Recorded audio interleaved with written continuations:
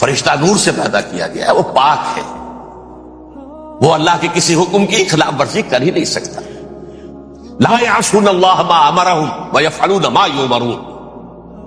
وہ جو بھی اللہ تعالیٰ حکم دیتا ہے اس کی کوئی معصیت یا نافرمانی نہیں کرتے، بلکہ جو حکم لیا جاتا مان لیتے. ذرا سا اشکال ہوا تھا، پوچھ لیا، جواب مل گیا، خاموش ہو گئے بس. لیکن عزازیل نامی ایک جن تھا جو ایک تو جن ہونے کی نسبت سے فرشتوں سے کچھ نہ کچھ مماثلت تھی، قرب تھا. دوسرے یہ علم میں، زہد میں، عبادت میں اتنا اونچا تھا، اتنا اونچا تھا، اتنا اونچا تھا کہ یہ ملائکہ ہی کے صف میں شامل ہو گیا. اس نے عالم بغاوت بلند کر دیا. جب حکم دیا گیا کہ سجدہ کرو آدم کو، اب یہ دیکھیے کس قدر یہ اہم مضمون ہے. اور آپ سوچ رہے ہیں یہ باتیں آج پہلی مرتبہ ہمیں اس طرح سنائی جا رہی ہیں. یہ باتیں تو علم میں آتی نہیں ہمارے. وجہ کیا ہے؟ آپ کو دلچسپی نہیں ان چیزوں سے. جدید تہذیب نے ان چیزوں کی اہمیت کو زیرو کر دیا. قرآن میں اہمیت کا کیا عالم ہے؟ 7 جگہ یہ مضمون قرآن میں آیا کہ فرشتوں کو ہم نے حکم دیا سجدہ کرو آدم کو، سب نے سجدہ کیا. فسجد الملائکۃ کلھم اجمعون، سارے کے سارے، کل کے کل، سب نے مل کر سجدہ کیا آدم کو.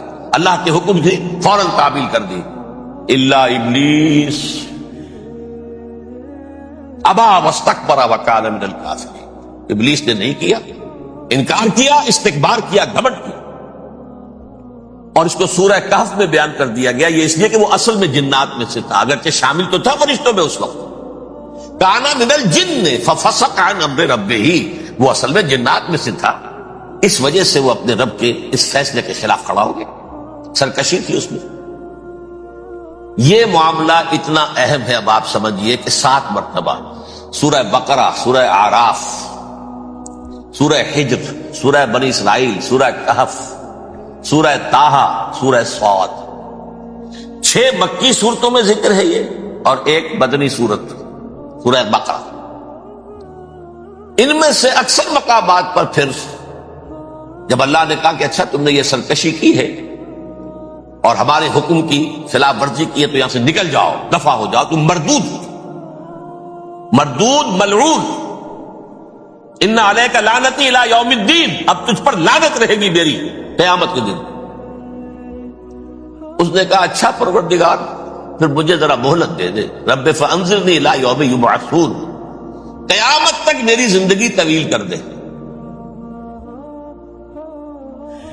فذهب فإنك من المنظرین، کہہ دیا اچھا جاؤ، تمہاری یہ درخواست بھی ہم نے قبول کی.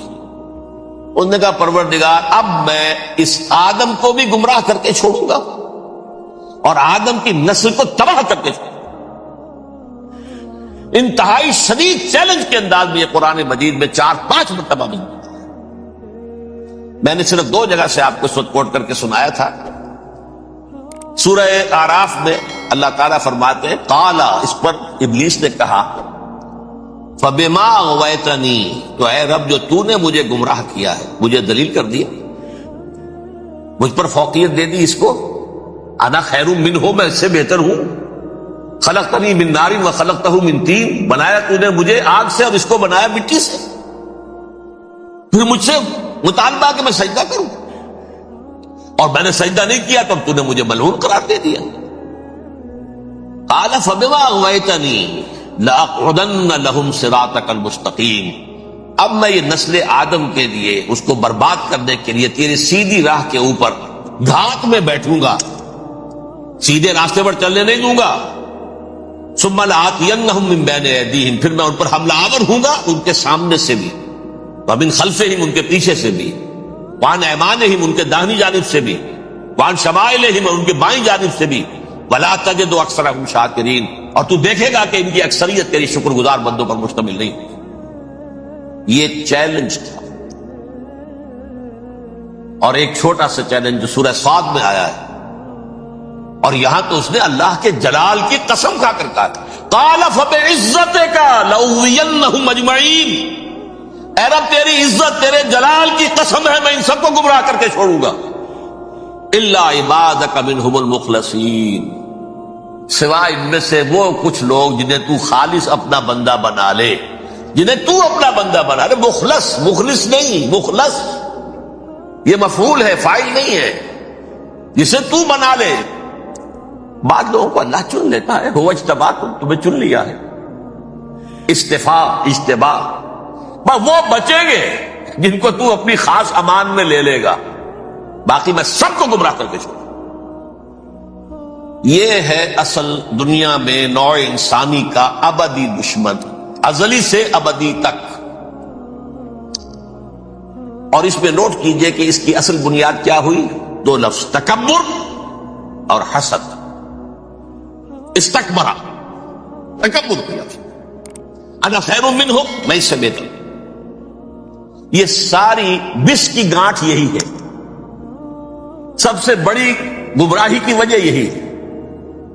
اسی لیے کہا ہے حدیث میں، لن يدخل الجنہ من کان فی قلبہ مثقال حبۃ من کبر، جنت میں ہرگز وہ شخص کبھی بھی داخل نہیں ہو سکے گا جس کے دل میں رائے کے دانے کے برابر بھی کبر۔ تکبر سب سے بڑا جرم۔ الکبر ردائی، اللہ فرماتا ہے یہ تکبر، یہ تو میری چادر ہے۔ کوئی شخص تکبر کرتا تو گویا میری چادر گھسیٹ رہا ہے میرے کندھے سے۔ عرب میں کسی شخص کی توہین کرنی ہوتی تھی تو اس کی چادر گھسیٹتے تھے، ننگا کر دیا گویا۔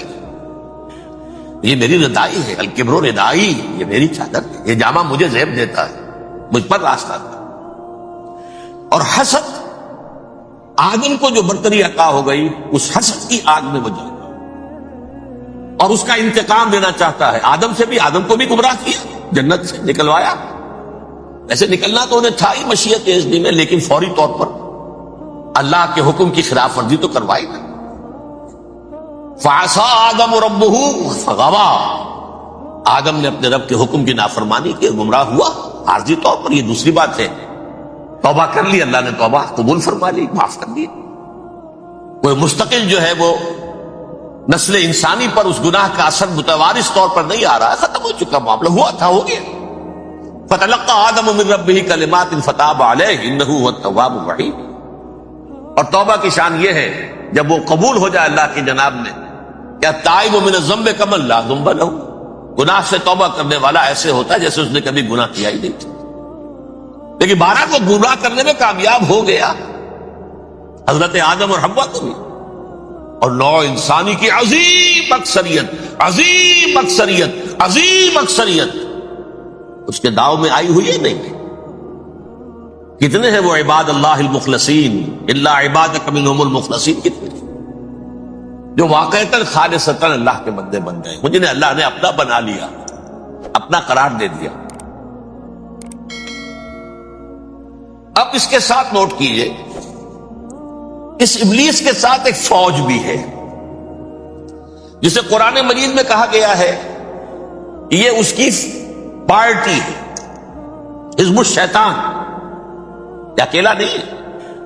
ایک تو وہ عزازیل ہے، اس کی طویل ترین عمر اللہ نے دے دی، وہ تو قیامت تک رہے گا۔ باقی بھی جنات جو ہیں ان کی نسل میں سے، یا اس کی نوع میں سے، اس کی نسل میں سے، جنات کی عمریں انسانوں کی عمروں سے زیادہ ہیں، بہت زیادہ ہیں، لیکن پھر بھی اتنی نہیں ہے۔ یہ خاص ہے اس کا معاملہ کہ اس نے کہا تھا رب انظرنی الی یوم یبعثون، مجھے دے دے مہلت اس وقت تک تاکہ میں ثابت کر کے دکھا دوں کہ جسے تو نے یہ خلافت دیا یہ اس کا اہل نہیں ہے۔ Let me prove this point, ولا تجد اکثرہم شاکرین، تو ان کی اکثریت کو شکر گزار نہیں پائے گا۔ وہ ابلیس جو ہے وہ ریکروٹ کرتا ہے اپنے فوجی، اول تو خود جنات میں سے جو اس کے نمبر 1 لشکری ہے۔ قرآن مجید میں اس کا اشارہ دیا گیا ہے، انہو یراکم ہوا وقبیلہ من حیث لا ترونہم۔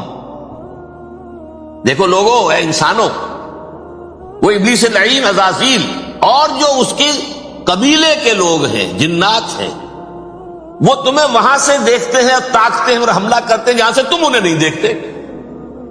وہ غیر مرئی ہیں، انویزیبل ہے، تمہیں نظر نہیں آتے۔ ویزیبل دشمن کا وار تو روک لو گے، انویزیبل کا کیسے روکو گے؟ انہو یراکم ہوا وقبیلہ، اکیلا ہی نہیں ہے وہ تو تمہیں تاکتا ہے، تم پر حملہ کرتا ہے، گھات میں لگ کر جو ہے تمہارے اوپر حملہ کرتا ہے، وہ بھی اور اس کے ساتھ اس کے قبیلے کے لوگ جنات بھی، من حیث لا ترونہم، جہاں سے کہ تم انہیں نہیں دیکھتے۔ لیکن اس کے علاوہ وہ انسانوں میں سے بھی ریکریوٹ، رنگ روٹ وہ برپا کر، وہ جو ہے ان کو اپنے پاس رکھتا ہے فوج کے اندر، جس کی سب سے بڑی مثال کیا ہے؟ سورہ مجادلہ میں اللہ تعالیٰ نے منافق، حالانکہ وہ کون تھے؟ بظاہر حضور کا کلمہ پڑھنے والے، حضور کے پیچھے نماز پڑھنے والے، اسلام کا دعویٰ کرنے والے، ان کو اللہ فرماتا ہے اولئک حزب الشیطان الا ان حزب الشیطان هم الخاسرون، یہ شیطان کی پارٹی کے لوگ ہیں۔ وہاں مقابلے میں آیا ہے اولئک حزب اللہ الا ان حزب اللہ هم المفلحون، یہ دو پارٹیاں ہیں، حزب اللہ اللہ کی پارٹی جو اس کے مخلص بندے ہیں وہ اللہ کی پارٹی، اور جو شیطان کے مرید بن گئے اس کے ہاتھ پر بیعت کر لی، لہذا وہ اس شیطان کی پارٹی کے لوگ ہیں، چاہے وہ انسان ہو چاہے جن ہو۔ تو انسانوں میں سے بھی اس کے حزب میں، اس کی پارٹی میں اس کے ایجنٹ ہیں، اور بہت، بلکہ بہت سے تو ایسے ہیں کہ جو جنات کے بھی کان کتر دیں، ان کو بھی شیطنت سکھا دیں، پڑھا دیں۔ لیکن اب ایک بات سمجھیے، ایک دنیا میں نسل اور قوم بھی ایسی ہے جو ایک خاص وقت سے بحیثیت مجموعی من حیث القوم ابلیس کی ایجنٹ بن گئی۔ وہ کون ہے؟ وہ یہودی۔ یہ یہودی قوم جو ہے، اس میں ایک تو کچھ یہ کہ ان کی فطرت کے اندر یہ تھا کہ ہم ہیں اصل انسان، باقی انسان جو ہے وہ انسان نما حیوان ہے، ان کی کوئی حیثیت ہی نہیں، ہم ہیں اصل انسان، نحن ابناء اللہ واحباؤ۔ باقی یہ جینٹائلز، یہ گوئمز، غیر یہودی، یہ تو حیوانات ہیں۔ اب جیسے کہ انسانوں کو حق ہے کہ حیوانوں کو ایکسپلائٹ کرے، استعمال کرے، گھوڑے کو آپ ٹانگے میں باندھتے ہیں کہ نہیں؟ اس کی پسینے کی اور محنت کی کمائی ہے جو کھاتا ہے ٹانگا چلانے والا۔ البتہ یہ ضرور ہے کہ چونکہ اگلے روز پھر جوتنا ہے تو کچھ نہ کچھ تو اسے بھی کھلائے گا نا، اپنی کمائی میں سے کچھ دانے کھلائے گا، کچھ اور گھاس دے گا، یا بیل کو جوتنا ہے ہل میں تو کچھ نہ کچھ اس کو دیتا ہوگا کھانے، لیکن پھر اسے استعمال کرنا۔ تو ان کا مستقل قول یہ ہے کہ اصل انسان ہم ہیں، باقی پوری نوع انسانی ہمارے لیے حیوانوں کے درجے میں، ہم چاہیں جس طرح انہیں استعمال کریں، ایکسپلائٹ کریں، دھوکہ دیں، جیسے چاہیں، لوٹیں، کھسوٹیں، سب کچھ کریں، بدہضی کریں، ان سے سود لیں، سب کریں، جو بھی ممکن طریقہ ہو، یہ ہمارے لیے ہم ڈومینیٹ کریں گے، اور یہ در حقیقت ہمارے اعلی کار ہے۔ ایک تو اس اعتبار سے یہود بقیہ پوری نوع انسانی کے دشمن بن گئے۔ قرآن مجید کی وہ آیت بھی میں نے آپ کو سنائی ہے، وَقَالُوا لَيْسَ عَلَيْنَا فِي الْأُمِّيِّينَ سَبِيلٌ، یہ امیین کہتے تھے نا ان کو، جو غیر یہودی ہیں، کیونکہ ان کے پاس کتاب تھی، تورات تھی، اور کتاب نہیں تھی کسی کے پاس، لہذا یہ ان پڑھ ہے، پاگل ہے، جاہل ہے، امی ہے، ہم ہیں صاحب کتاب، ہمارے پاس شریعت، ہمارے پاس کتاب، یہ لوگ ان پڑھ ہیں، جاہل۔ لیس علینا فی الامیین سبیل، ان امیین کو ہم لوٹیں، کھسوٹیں، دھوکہ دیں، فریب سے جو کریں، چوری کریں، ڈاکہ ڈالیں، جیب کے قطرے، جس طرح بھی کریں ہمارے لیے جائز ہے، ہمارے اوپر کوئی گرفت نہیں ہوگی۔ اللہ تعالیٰ ہم سے یہ نہیں پوچھے گا تم نے جھوٹ کیوں بولا تھا اس کے ساتھ، تم نے وعدہ خلافی کیوں کی تھی اس کے ساتھ، تم نے کیوں دھوکہ دیا تھا اس کو، تم نے کیوں اس کا مال جو ہے غبن کر لیا تھا، ہڑپ کر لیا تھا، نہیں، ہم پر پوچھ نہیں۔ اس اعتبار سے ایک تو یہ انسانیت کی دشمنی ان کی گھٹی میں پڑ گئی، اس غلط خیال کی وجہ سے ہم تو بخشے بخشائے ہیں، we are the chosen people of the Lord, ہمیں تو اللہ اگر جہنم میں داخل بھی کرے گا تو صرف چند دن، لن تمسنا النار الا ایاما معدودات، باقی اصل میں تو ہم تو اللہ کے پسندیدہ، نحن ابناء اللہ واحباؤہ، اس کے بیٹوں کے مانندے بڑے چہیتے ہیں، لاڈلے ہیں۔ یہ باقی دنیا، باقی انسان ہماری چراہ گاہ ہے، جیسے چاہے چریں، جس طرح چاہے ہڑپ کر جائیں۔ یہ تو ان کا پہلے سے مستقل معاملہ تھا، لیکن اس کے بعد ان کی تاریخ میں ایک دور وہ آیا جب حضرت مسیح علیہ السلام ان میں مبعوث کیے گئے۔ یہ 1400 سالہ تاریخ کا کلائمیکس ہے یہود کی۔ جب کتاب انہیں دی گئی تھی تورات حضرت موسیٰ کے ذریعے، وہ 1400 قبل مسیح کا واقعہ ہے۔ اس وقت سے لے کر اللہ کا وہ فضل ان پر ہوا کہ کوئی ایک لمحہ ایسا نہیں آیا 1400 برس میں کہ ان کے ہاں کوئی نہ کوئی نبی موجود۔ یہ تار ٹوٹا ہی نہیں، 2 سے شروع ہوا، موسیٰ ہارون علیہ السلام، اور 1400 برس کے بعد پھر آخری 2 ہیں، عیسیٰ اور یحییٰ علیہ السلام، یوں سمجھ لیجئے، اور اس کے درمیان یہ تار ہے، اور اس تار میں کوئی ایک لمحہ ایسا نہیں آیا کہ کوئی نبی موجود۔ اس میں اتار چڑھاؤ بہت سے آئے ہیں، اس کا وہ میرا موضوع نہیں ہے اس وقت۔ قبل مسیح کی تاریخ جو ہے وہ میرا موضوع نہیں ہے۔ قرآن مجید میں سورہ بنی اسرائیل کے پہلے رکوع میں اس کا تذکرہ موجود ہے۔ وَقَضَيْنَا إِلَىٰ بَنِي إِسْرَائِيلَ فِي الْكِتَابِ لَتُفْسِدُنَّ فِي الْأَرْضِ مَرَّتَيْنِ وَلَتَعْلُنَّ عُلُوًّا كَبِيرًا، 2 مرتبہ ان پر عذاب کے کوڑے برسے، پہلے اشوریوں کے ذریعے سے جو شامی تھے، سیرینز اشوری کہلاتے، پھر بابلیوں کے ذریعے سے یعنی عراقیوں کے ذریعے سے، بیبیلونیا نام تھا عراق کا پہلے، ان پر بہت بڑی بڑی تباہیاں آئیں، اللہ تعالیٰ کی طرف سے عذاب آئے۔ اس کے بعد پھر دوسرے دور میں دوسرا اقتدار کا دور آیا، خربستیاں بڑھ گئیں، تو پہلے گریکس کے ذریعے سے، یونانیوں کے ذریعے سے، اور پھر رومیوں کے ذریعے سے انہیں پسوایا گیا۔ یہ دور گزر چکے تھے ان پر، 2 عروج کے دور اور 2 زوال کے دور۔ میری چھوٹی سی کتاب ہے تنظیم اسلامی کا تاریخی پس منظر، شاید 6-7 روپے کی ہوگی، اس کو آپ دیکھیں گے تو اس میں اس کا پورا نقشہ آپ کو مل جائے گا۔ ویسے تو یہ کہ میری جو ذرا بڑی کتاب ہے سابقہ اور موجودہ مسلمان امتوں کا ماضی، حال اور مستقبل، اس میں میں نے ان معاملات کو بڑی تفصیل سے بحث کی۔ بہرحال یہ جو دور تھا ان کا 1400 سالہ، وہ اونچ نیچ سے ہوتا ہوا جب آیا ہے حضرت مسیح کی بعثت پر، تو ان کی شرارت کی انتہا یہ ہو گئی کہ اللہ تعالیٰ نے مسیح کو رسول بنا کر بھیجا، رسولاً الی بنی اسرائیل۔ حضرت موسیٰ اور حضرت عیسیٰ کے درمیان رسول کوئی نہیں ہے، سب نبی ہیں۔ حضرت موسیٰ رسول تھے اور حضرت عیسیٰ رسول، درمیان میں داؤد ہو، سلیمان ہو، یشعیاء ہو، زکریا ہو، یہ سب نبی ہیں، یحییٰ نبی ہے، رسول نہیں ہے، لہذا وہ شہید کر دیے گئے۔ رسول شہید نہیں ہو سکتا، قتل نہیں ہو سکتا۔ لیکن عیسیٰ اور موسیٰ کے درمیان 1400 برس ان کے جو ہیں، اس کا کلائمیکس ہے حضرت مسیح علیہ السلام کی بعثت، اور حضرت مسیح علیہ السلام کو جسے اللہ نے اپنی روح قرار دیا، روح منہ، کلمتہ القاہا الی مریم، اللہ کا کلمہ، عظیم ترین معجزات۔ انہوں نے کیا کہا؟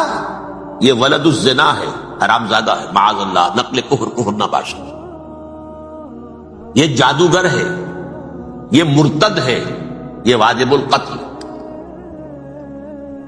اصل حکومت اس وقت رومیوں کی تھی حکومت، لیکن انہوں نے انہیں آٹونومی دے رکھی تھی، اپنے مذہبی معاملات تم خود طے کر سکتے۔ تو کائفاس جو اس وقت کا ان کا ہیڈ ربائی تھا سب سے بڑا، اس کی عدالت نے فیصلہ کیا مسیح کو سولی چڑھا دیا جائے۔ پائلیٹس پونٹس، اس کے پاس ان کی ازداش پہنچ گئی، یہ ہمارا مجرم ہے مذہبی، یہ مرتد ہے، یہ کافر ہے، یہ جادوگر ہے، یہ واجب القتل ہے، اسے قتل کر سولی چڑھا دو۔ خیر وہ لمبی بات ہو جائے گی، اس نے تو اپنے ہاتھ دھوئے کہ صاحب ہمارے پاس کوئی جرم نہیں ہے اس کے خلاف، تم کہتے تو ٹھیک ہے سولی چڑھا دے۔ یہ دوسری بات ہے کہ اللہ نے حضرت مسیح کو اٹھا لیا آسمان پر، ان کی جگہ وہ شخص سولی چڑھا جس نے غداری کر کے گرفتار کروایا تھا، جوڈاس اسکیریوٹ، اس کی شکل اللہ نے بدل دی حضرت مسیح کی سی، اور حضرت مسیح کو فرشتے اٹھا کے اوپر لے گئے، وہ زندہ آسمان پر اٹھا لیے گئے۔ اور یہ ساری تفاصیل نہ قرآن میں ہے نہ حدیث میں ہے، یہ انجیل میں ہے، لیکن انجیل کون سی؟ برنباس کی انجیل، gospel of the Lord according to Saint Barnabas. یہ حواریین مسیح میں سے تھے، لیکن عیسائی ان کو تسلیم نہیں کرتے، ان کی بائبل کو صحیح نہیں مانتے، کینونیکل نہیں مانتے۔ 100 انجیلیں تھیں، 104 تھیں، جن میں سے 4 چنی ہیں انہوں نے، یہ متی اور جان اور مرقس مارکس، یہ ہے، تو یہ 4 انجیلیں ہیں، انہوں نے تسلیم کیے کہ یہ کینونیکلز ہیں، یہ تو ہیں حقیقی، باقی جو ہے 100 اس کو وہ تسلیم نہیں کرتے۔ ان میں سے ایک ہے یہ برنباس، اس میں یہ تفصیل ہے کہ اللہ تعالیٰ نے اس شخص کی، جیوڈاس کی، یہودا جیوڈاس اس کو انگریزی میں کہتے ہیں، اس کی شکل بدل دی حضرت مسیح کی سی، وہ گرفتار ہوا، وہ سولی چڑھا۔ وہ غدار تھا، غداری کی سزا اسے ملنی تھی، وہ مل گئی۔ حضرت مسیح کو فرشتے چار اٹھ رہے ہیں، جس کوٹڑی میں حضرت مسیح مقیم تھے، ایک باغ کے اندر روپوش تھے، اس کی چھت پھٹی ہے، چار فرشتے آئے ہیں، حضرت مسیح کو اٹھا کر لے گئے ہیں، چھت برابر ہو گئی ہے۔ اس کے بعد وہ شخص پکڑا گیا۔ بہرحال حضرت مسیح کو اللہ نے اٹھا لیا آسمان۔ لیکن وہ دن ہے کہ اس قوم کو اب مغضوب علیہم قرار دے دیا گیا۔ نوٹ کر دیجئے، اصل میں تو ہونا یہ چاہیے تھا کہ رسول کی جان کے در پہ جب کوئی امت ہو جاتی تھی تو اللہ کا قاعدہ یہ تھا کہ اس امت کو نسیہ منسیہ کر دیا جائے۔ حضرت نوح کی قوم کو ختم کیا یا نہیں؟ حضرت ہود کی نگاہوں کے سامنے قوم عاد برباد کی گئی یا نہیں؟ حضرت صالح کی نگاہوں کے سامنے قوم سمود برباد ہوئی؟ یہ اللہ کا قاعدہ رہا۔ سدوم اور عمورہ کی بستیاں حضرت لوط علیہ السلام جہاں بھیجے گئے، مدین کا علاقہ جہاں حضرت شعیب بھیجے گئے، آل فرعون جن کی طرف موسیٰ کو بھیجا گیا، سب ہلاک کر دیے گئے۔ کیونکہ رسولوں کے بارے میں اللہ کا، نبیوں کے بارے میں یہ بات نہیں ہے۔ نبی آیا، اس نے دعوت دی، جس نے مان لیا اچھا کیا، اپنے لیے اچھا کیا، نہیں مانا اس کی اپنی جو ہے آپ برباد ہو گئی۔ دنیا میں کوئی فیصلہ اس کا نہیں ہوتا، لیکن رسولوں کا معاملہ یہ ہوتا ہے کہ دنیا میں وہ اللہ کی عدالت بن کر آتے ہیں، مانو گے تو بچو گے، نہیں مانو گے ہلاک کر۔ تو اس اعتبار سے وہ مستحق تو ہو چکے تھے اس کے کہ انہیں ہلاک کر دیا جائے۔ اب اللہ کی کوئی خصوصی مشیت ہے، اس میں کیا حکمت ہے، وہ ہے ایک حکمت، میں بعد میں اگر وقت ہوا تو بتاؤں گا۔ فیصلہ یہ کیا اللہ نے کہ حضرت مسیح کو تو اٹھا لیا زندہ، اور ان کی رسی ابھی مزید دراز کر دی، کہ ان کو ابھی مہلت دے دی کہ تمہیں آخری 30 سال، جس کو عذاب اکبر کہتا ہے قرآن، سورہ سجدہ جو حضور ہر جمعے کی پہلی رکعت میں فجر میں پڑھتے تھے، وَلَنُذِيقَنَّهُم مِّنَ الْعَذَابِ الْأَدْنَىٰ دُونَ الْعَذَابِ الْأَكْبَرِ لَعَلَّهُمْ يَرْجِعُونَ۔ چھوٹے چھوٹے عذاب اور ایک بڑا عذاب، جبکہ قوم بالکل برباد، نسیم منسیہ، کأن لم یغنوا فیہا، ایسے ہو جائیں جیسے کوئی تھے ہی نہیں آبادیاں، لا یرا الا مساکنہم، اب ان کے مسکن نظر آتے، مکین نظر نہیں آتے۔ یہ عذاب اکبر جو ہے وہ ان پر نہیں آیا، حالانکہ وہ مستحق ہو گئے تھے اسی وقت۔ اس کو یوں سمجھیے کہ کسی شخص کو پھانسی کا حکم تو ہو جائے، ایگزیکیوشن نہیں ہوتا ہے، کئی سال گزر جاتے ہیں پڑے ہوئے، اور معاملات جو ہیں وہ چلتے رہتے ہیں۔ یہ معاملہ ہوا اس کے ساتھ، ورنہ یہ مستحق ہو چکے تھے آخری بربادی تباہی کے، عذاب استیصال، جڑ سے کاٹ دینے والا عذاب۔ وہ آ سکتا تھا ان پر اسی وقت، لیکن اللہ نے ان کی مہلت دراز کی۔ لیکن اس کے بعد اللہ نے ان کو ایک اور موقع دیا۔ 600 برس بعد حضرت مسیح کے، محمد الرسول اللہ صلی اللہ علیہ وسلم کی بعثت کی، اور یہ میں سمجھتا ہوں کہ اس قوم پر اللہ کا اتنا بڑا فضل تھا، اتنا بڑا فضل تھا، اتنا بڑا فضل تھا۔ اب پھر ایک موقع دیا، عسیٰ ربکم ان یرحمکم وان عدتم عدنا، دیکھو اب بھی تمہیں ہم ایک موقع دے رہے ہیں، تمہارا رب تمہارے اوپر اب بھی فضل کرنے کو تیار ہے، رحم فرمانے کو تیار ہے۔ ان ھذا القرآن یہدی للتی ہی اقوم، اس قرآن کے سائے میں آ جاؤ، یہ شاہدرا ہے ہدایت میں آنے کا، اس میں داخل ہو جاؤ، محمد کی تصدیق کرو صلی اللہ علیہ وسلم، دامن محمدی میں آ جاؤ، اب بھی ہم تمہارے گناہ بخش دیں۔ لیکن نہیں، اس قوم نے حضرت محمد صلی اللہ علیہ وسلم کی دشمنی کی کمر کسی، اور اب یوں سمجھیے اس تاریخ سے لے کر آج تک یہ گٹھ جوڑ ہے۔ ظاہر بات ہے کہ ابلیس کا بھی اصل دشمن اب کون ہے، یا ہدف کون ہے، ٹارگٹ کون ہے؟ جنہوں نے محمد کو نہیں مانا صلی اللہ، وہ تو ہے ہی جہنمی، ان پر کوئی اور محنت کرنے کی ضرورت کیا ہے؟ سمجھ گئے میری بات؟ حضور کی بعثت کے بعد جنہیں حضور کو رد کر دیا، ان کو ایمان نہیں لائے، وہ کون ہے؟ کافر، وہ جہنمی ہے ہی ہے۔ لہذا اس کے اوپر کوئی محنت صرف کرنے کی ابلیس کو ضرورت نہیں، اس کا اصل ٹارگٹ امت محمد ہے صلی اللہ علیہ وسلم۔ وہ ساری نوع انسانی کی دشمنی اب آ کر مرکوز ہو گئی ہے امت محمد صلی اللہ علیہ وسلم کی دشمنی۔ اور اسی طرح یہود کا معاملہ، اگرچہ ویسے پوری نوع انسانی کے دشمن ہیں، انہیں حیوان سمجھتے، ان کی جان مال اپنے لیے مباح سمجھتے ہیں، جس طرح چاہے لوٹے کھسوٹے کھائیں پیے ہی نہیں. لیکن اب ان کی بھی دشمنی کا سب سے بڑا مرکز امت محمد. کیوں؟ وہی تکبر اور حسد، وہی بیماریاں. انہیں تکبر یہ ہو گیا تھا کہ 2000 سال سے یہ نبوت ہماری میراث، ہماری جاگیر. بنو اسرائیل کے اندر سینکڑوں نبی آئے، 3 کتابیں اللہ نے ہمیں عطا کی. یہ کہاں سے آ گیا محمد صلی اللہ علیہ وسلم؟ معاذ اللہ ثم معاذ اللہ. یہ امیین میں سے، یہ جنٹائلز میں سے، یہ گوئنز میں سے، یہ حقیر ان پڑھ. کہاں یہ نہیں تسلیم کریں گے. حالانکہ قرآن کہتا ہے یعرفونہ کما یعرفون ابناہم. ان کے علماء ایسے پہچانتے تھے حضور کو جیسے اپنے بیٹوں کو پہچانتے کہ یہ آخری نبی ہے. لیکن تکبر اور حسد کی آگ میں جل اٹھے. اب ان کے بھی دشمنی کس سے ہے؟ محمد اور امت محمد صلی اللہ علیہ وسلم. یہ گٹھ جوڑ ہے. اب دیکھیے یہ ہے میری گفتگو کا اب تک کی گفتگو کا حاصل. یہ گٹھ جوڑ ایک غیر مرئی دنیا، انویزیبل دنیا کا ابلیس لعین اور جنات میں سے اس کے لشکری فوج. انسانوں میں سے ویسے تو اور بھی بہت جگہ اس کے ایجنٹ ہیں، مسلمانوں میں بھی ہے، لیکن بحیثیت قوم، بحیثیت مجموعی، ایک پوری قوم، ایک پوری نسل جو ہے اس کے ساتھ گٹھ جوڑ ہے. ان دونوں کی گٹھ جوڑی کے ساتھ یہ دشمن دون ہیں انسانیت کے. پہلا دشمن ابلیس لعین، عزازیل لعین، اور دوسرے دشمن یہود ملعون. اب میں آپ کو ذرا اس جو انسانوں میں سے انسان دشمنی کا جن کا سب سے بڑا رول ہے، میں ان کی 2000 سالہ تاریخ کا آپ کے سامنے نقشہ رکھنا چاہتا ہوں. ان 1400 سال کا تو میں نے صرف 4 آپ کو پوائنٹس بتائے.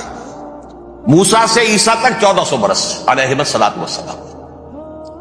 2 مرتبہ عروج، 2 مرتبہ زوال.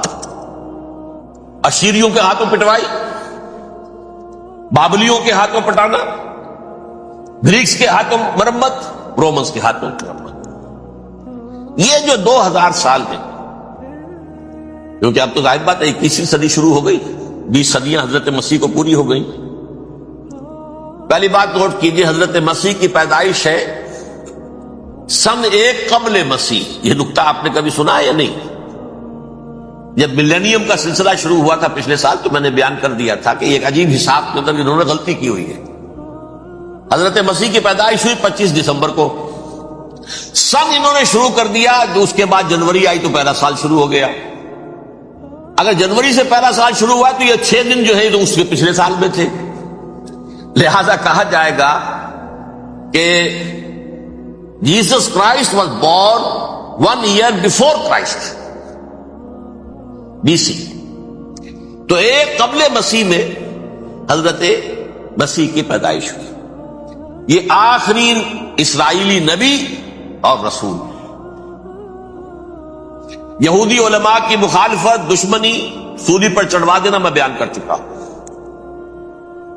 سن 33 عیسوی میں جبکہ حضرت مسیح کی عمر 33 برس تھی، اللہ تعالیٰ نے انہیں زندہ آسمان پر اٹھا لیا. لیکن یہودیوں نے اپنے خیال کے مطابق انہیں سولی پر چڑھوا دیا، ان کی موت واقع ہوئی. اگرچہ اس کے بعد یہ اختلاف ہے، یہودی کہتے ہیں وہ سولی پر چڑھ گیا، ختم ہوا، مر گیا. عیسائی کہتے ہیں نہیں، انتقال ہوا ہے مسیح کا صلیب پر، لیکن پھر وہ دوبارہ زندہ ہو گئے ہیں. ان کی لاش ایک غار میں رکھ دی گئی تھی، وہاں ریزریکشن ہو گیا، ان کا باعث بعد الموت وہیں ہو گیا، اور پھر انہیں اللہ نے زندہ آسمان پر اٹھا دیا. تو ہمارے اور عیسائیوں کے درمیان نوٹ کر لیجئے یہ چیز مشترک ہے کہ حضرت مسیح آسمان پر زندہ اٹھائے گئے. فرق کیا ہے؟ وہ سمجھتے ہیں کہ سولی دیے گئے، سولی پر مرے، پھر زندہ ہوئے، پھر گئے. ہم سمجھتے ہیں کہ نہیں، وما صلبوہ وما قتلوہ، انہوں نے نہ صلیب دے سکے انہیں اور نہ انہیں قتل کر سکے، بل رفعہ اللہ الیہ، اللہ نے اٹھا لیا. پھر ہمارا اور یہ اس کا عیسائیوں کا ایک اور اتفاق ہے، سیکنڈ کمنگ آف جیسس، حضرت مسیح دوبارہ آئیں گے. یہ عیسائیوں کا بھی عقیدہ ہے اور ہمارا بھی. بہرحال تو جیسا کہ میں نے عرض کیا کہ اس وقت یہ عذاب استیصال، عذاب اکبر کے مستحق ہو چکے تھے. لیکن اللہ نے ان کی مدت دراز کی ہے، لیکن ان پر دنیاوی عذاب کا ایک کوڑا جو ہے اللہ تعالی کی طرف سے اسی وقت برسا. دنیاوی عذاب دنیا میں رہتے ہوئے ختم نہیں کیا. 37 برس بعد حضرت مسیح کے رفع سماوی کے 37 برس بعد سن 70 میں یہودیوں نے بغاوت کی رومیوں کے خلاف. رومی ٹائٹس جنرل تھا ایک، اس نے پھر جو حملہ کیا ہے 1,33,000 یہودی ایک دن میں قتل کیا یروشلم میں، اور ہیکل سلیمانی گرا دیا. وہ ہیکل پہلے بھی گرا تھا، پہلے 1400 سال کے دوران میں بھی نبوکدنضر نے گرایا تھا، لیکن پھر اس کے 150 سال بعد انہوں نے دوبارہ بنا لیا تھا، اس لیے وہ اسے سیکنڈ ٹیمپل کہتے ہیں. پہلا ٹیمپل جو حضرت سلیمان نے بنایا تھا نبوکدنضر نے گرا دیا 587 قبل مسیح میں، پھر دوبارہ انہوں نے 150 سال کے بعد بنا لیا. وہ اس تاریخ کا حصہ ہے، میں نے جس کے بارے میں آپ کو تفصیل نہیں بتائی. اس میں یہ ہوا سن 70 میں وہ گرا دیا گیا، وہ آج تک گرا پڑا ہوا ہے. نمبر 2 یہ کہہ دیا گیا کہ یہودیوں اس ارض فلسطین سے نکل جاؤ، تم یہاں نہیں رہ سکتے اب. لہذا جس کا جہاں سینگ سمایا چلا گیا.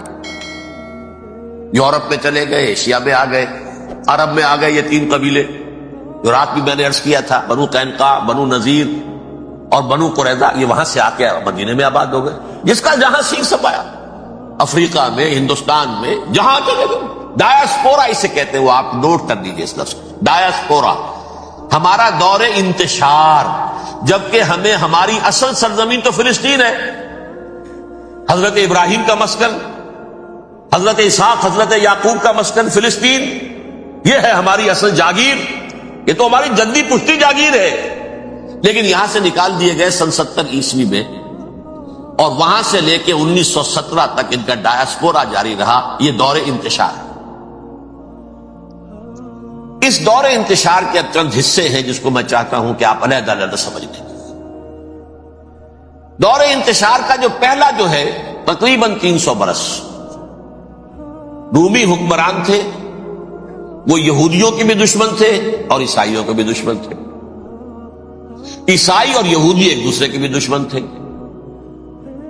لیکن رومی سمجھتے تھے کہ یہ ایک ہی تھیلی کے چٹے بٹے ہیں. رومیوں کے نزدیک عیسائی بھی یہودیوں ہی کا ایک فرقہ تھے، کوئی علیحدہ مذہب تو تھا ہی نہیں. لہذا رومی جو ہیں رومنز، وہ ان دونوں کو ستاتے تھے، مارتے تھے، اور یہ آپس میں لڑتے تھے. یہودی عیسائیوں کو مارتے تھے، عیسائی یہودیوں کو مارتے تھے. یہ ہے 300 برس تک کی تاریخ. سن 300 عیسوی میں کیا ہوا؟ ایک معجزہ ہو گیا. بہت عظیم ایمپرر کانسٹینٹائن، قسطنطین اعظم، رومن ایمپررز میں سے بہت بڑا ایمپرر، وہ عیسائی ہو گئے. اب تو معاملہ بالکل تلپٹ ہو گیا، پوری سلطنت عیسائی ہو گئی. اب عیسائیوں کے عیش ہو گئے اور یہودیوں پہ مار پڑنی شروع ہوئی. اب عیسائیوں کا آپ خود سوچئے کہ جنہیں وہ خدا بنا بیٹھے ہیں، خدا کا بیٹا قرار دے رہے ہیں، ان کے قاتل کون؟ یہودی بدماش. لہذا ان کی وہ پٹائی شروع ہوئی ہے یورپ میں، پوری رومن امپائر میں. انہیں ذلیل کیا گیا، شہروں میں آمد بند، علیحدہ رہو، گھیٹوز کے اندر رہو. یہودی کا نام جو ہے وہ گالی بن گیا. جیسے آج بھی یہودی گالی کہتے ہیں، جیسے خنزیر کا لفظ. وہ بھی اللہ کی مخلوق ہے، لیکن آپ کو معلوم ہے کوئی شخص زبان پر نام نہیں لانا چاہتا خنزیر کا، سور کا. ہے تو مخلوق، وہ بھی ایک حیوان ہے. ایسے ہی ہے یہودی گالی، جیوٹ گالی. لہذا ایک طرف تو ان دونوں کے درمیان دشمنی، اس کو قرآن کہتا ہے وَأَغْرَيْنَا بَيْنَهُمُ الْعَدَاوَةَ وَالْبَغْضَاءَ، ہم نے ان کے مابین دشمنی جو ہے پیدا کر دی. اور جب یہ پوری سلطنت عیسائی ہو گئی تو قافیہ تنگ ہو گیا یہودیوں کا. اب آئیے 571 عیسوی، یعنی جبکہ ڈایاسپورا کو کتنا عرصہ ہو چکا تھا؟ 500 برس. سن 70 سے شروع ہوا نا ڈایاسپورا، جب ٹائٹس نے گرایا ہے ہیکل کو اور نکال باہر کیا انہیں فلسطین سے، بھاگ جاؤ یہاں ایک یہودی بھی نہیں رہے گا. فلسطین سے نکال دیے. اس کے پورے 500 برس بعد سن 571 عیسوی میں حضور کی پیدائش ہوئی. ولادت با سعادت محمد الرسول اللہ صلی اللہ علیہ وسلم. 610 میں آپ پر وحی کا آغاز ہوا. لیکن حضور کے ساتھ ان کا معاملہ کیا رہا؟ اول تو جبکہ حضور ابھی مکے ہی میں تھے، یہودیوں نے ریشہ دوانیاں شروع کر دی حضور کے خلاف. قریش مکہ کو سکھاتے تھے، پڑھاتے تھے، ان سے یہ پوچھو، ان سے یہ پوچھو، یہ اس طرح تنگ کرو، ان سے یہ امتحان لو. یہ آپ کے علم میں ہے.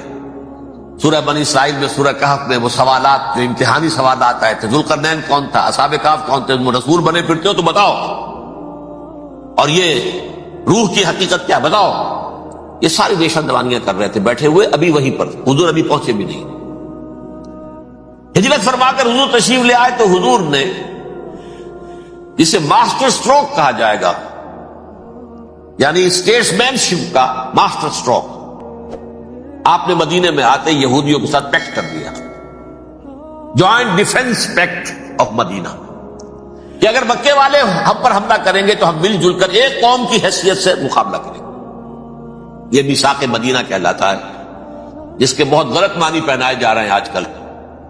بہرحال میں موضوع میرا چونکہ یہ نہیں، میں ادھر نہیں جاؤں گا. لیکن ہوا کیا؟ ہر مرتبہ یہ خیانت کے مرتکب ہوئے. ان نے جو عہد کیے تھے ان سے پھرے. اندر ہی اندر سازش، ریشہ دوانی، حضور کی بدترین دشمنی. سورہ نساء کی آیت نمبر 12 میں 14 میں 13 میں فرمایا ہے لا تزال تطلع علی خائنۃ منہم. اے نبی ہمیشہ آپ کے علم میں ان کی طرف سے خیانتیں، بدیانتیاں آتی رہیں گی. اور بار بار وہ مسلسل جنگ کی آگ بھڑکاتے تھے. قریش کو دعوت دیتے، آؤ آؤ آؤ، ہم اندر سے بغاوت کر دیں گے، تم آؤ تو صحیح، ختم کریں محمد کو اور اہل ایمان کو صلی اللہ علیہ وسلم رضی اللہ تعالی عنہ اجمعین. لیکن پھر جب وہ آتے تھے تو یہ دبک جاتے تھے، ان میں ہمت نہیں تھی. میدان کے مرد نہیں رہے تھے. یہ سورہ حشر میں ان کا نقشہ کھینچا گیا ہے. کھلے میدان میں مقابلے کی اس کے اندر صلاحیت ہی نہیں.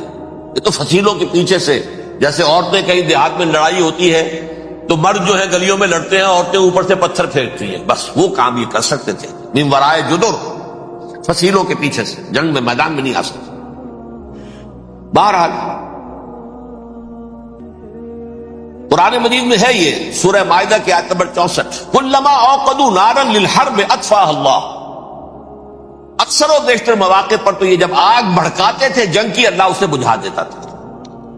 لیکن بہرحال اس کے باوجود جنگیں ہوئی، غزوہ بدر، غزوہ احد ہوئی کہ نہیں. یہ ساری اس اصل شرارت میں، اور اس کے نتیجے میں حضور نے پھر ایک ایک کر کے 3 قبیلوں کو سزا دی. غزوہ بدر کے فوراً بعد بنو قینقاع نکالے گئے، غزوہ احد کے فوراً بعد بنو نذیر نکالے گئے، اور غزوہ احزاب کے بعد بنو قریظہ نکال دیے گئے. یہ تو میں نے آپ کے سامنے رکھ دیا صرف حضور کے زمانے میں ان کا کیا رویہ رہا. دشمن، رات بھی ہم نے وہ آیت پڑھی تھی لَتَجِدَنَّ أَشَدَّ النَّاسِ عَدَاوَةً لِلَّذِينَ آمَنُوا الْيَهُودُ وَالَّذِينَ أَشْرَكُوا. اہل ایمان کی دشمنی میں شدید ترین تم پاؤ گے یہودیوں کو اور مشرکین بھی بعد میں ہے، پہلے یہودی. حضور کے بعد کیا ہوا اب یہ نوٹ کیجئے. یہ ان کی تاریخ کا دوسرا دور. حضرت عمر رضی اللہ تعالی عنہ کا عہد خلافت ہے. بیت المقدس کا محاصرہ کیا گیا، فصیل بڑی اونچی، شہر اندر سے سیلف سفیشینٹ، حملے کا راستہ کوئی نہیں. محاصرہ طول کھینچ رہا ہے لیکن ان کے پاس رسد بھی موجود ہے، پانی بھی موجود ہے، وہ دروازے بند کر کے بیٹھے ہوئے. بالآخر اللہ تعالیٰ کی مشیت کا ظہور کیسے ہوا؟ ان کے کچھ علماء آئے فصیل پر، کہا دیکھو مسلمانوں، تم قیامت تک بھی یہاں پڑے رہو گے محاصرہ کر کے، ہمارا یہ شہر فتح نہیں ہوگا. ہاں ایک درویش بادشاہ کے ہاتھوں یہ شہر فتح ہونا ہے، لیکن تمہارے اندر ہمیں وہ نظر نہیں آ رہا. ابو عبیدہ بن الجراح رضی اللہ تعالی عنہ امین هذه الامہ، ان کا فوراً ذہن گیا وہ درویش بادشاہ مدینے میں بیٹھا ہوا ہے عمر رضی اللہ تعالی. اب ایک اور عمر بھی ہے جو قندھار میں بیٹھا ہے، نقشہ وہی ہے، سادگی کی حد تک نقشہ وہی، بالکل وہی، اپنی آنکھوں سے دیکھا وہی سادگی۔ عمر اول عمر ثانی تھے عمر بن عبدالعزیز۔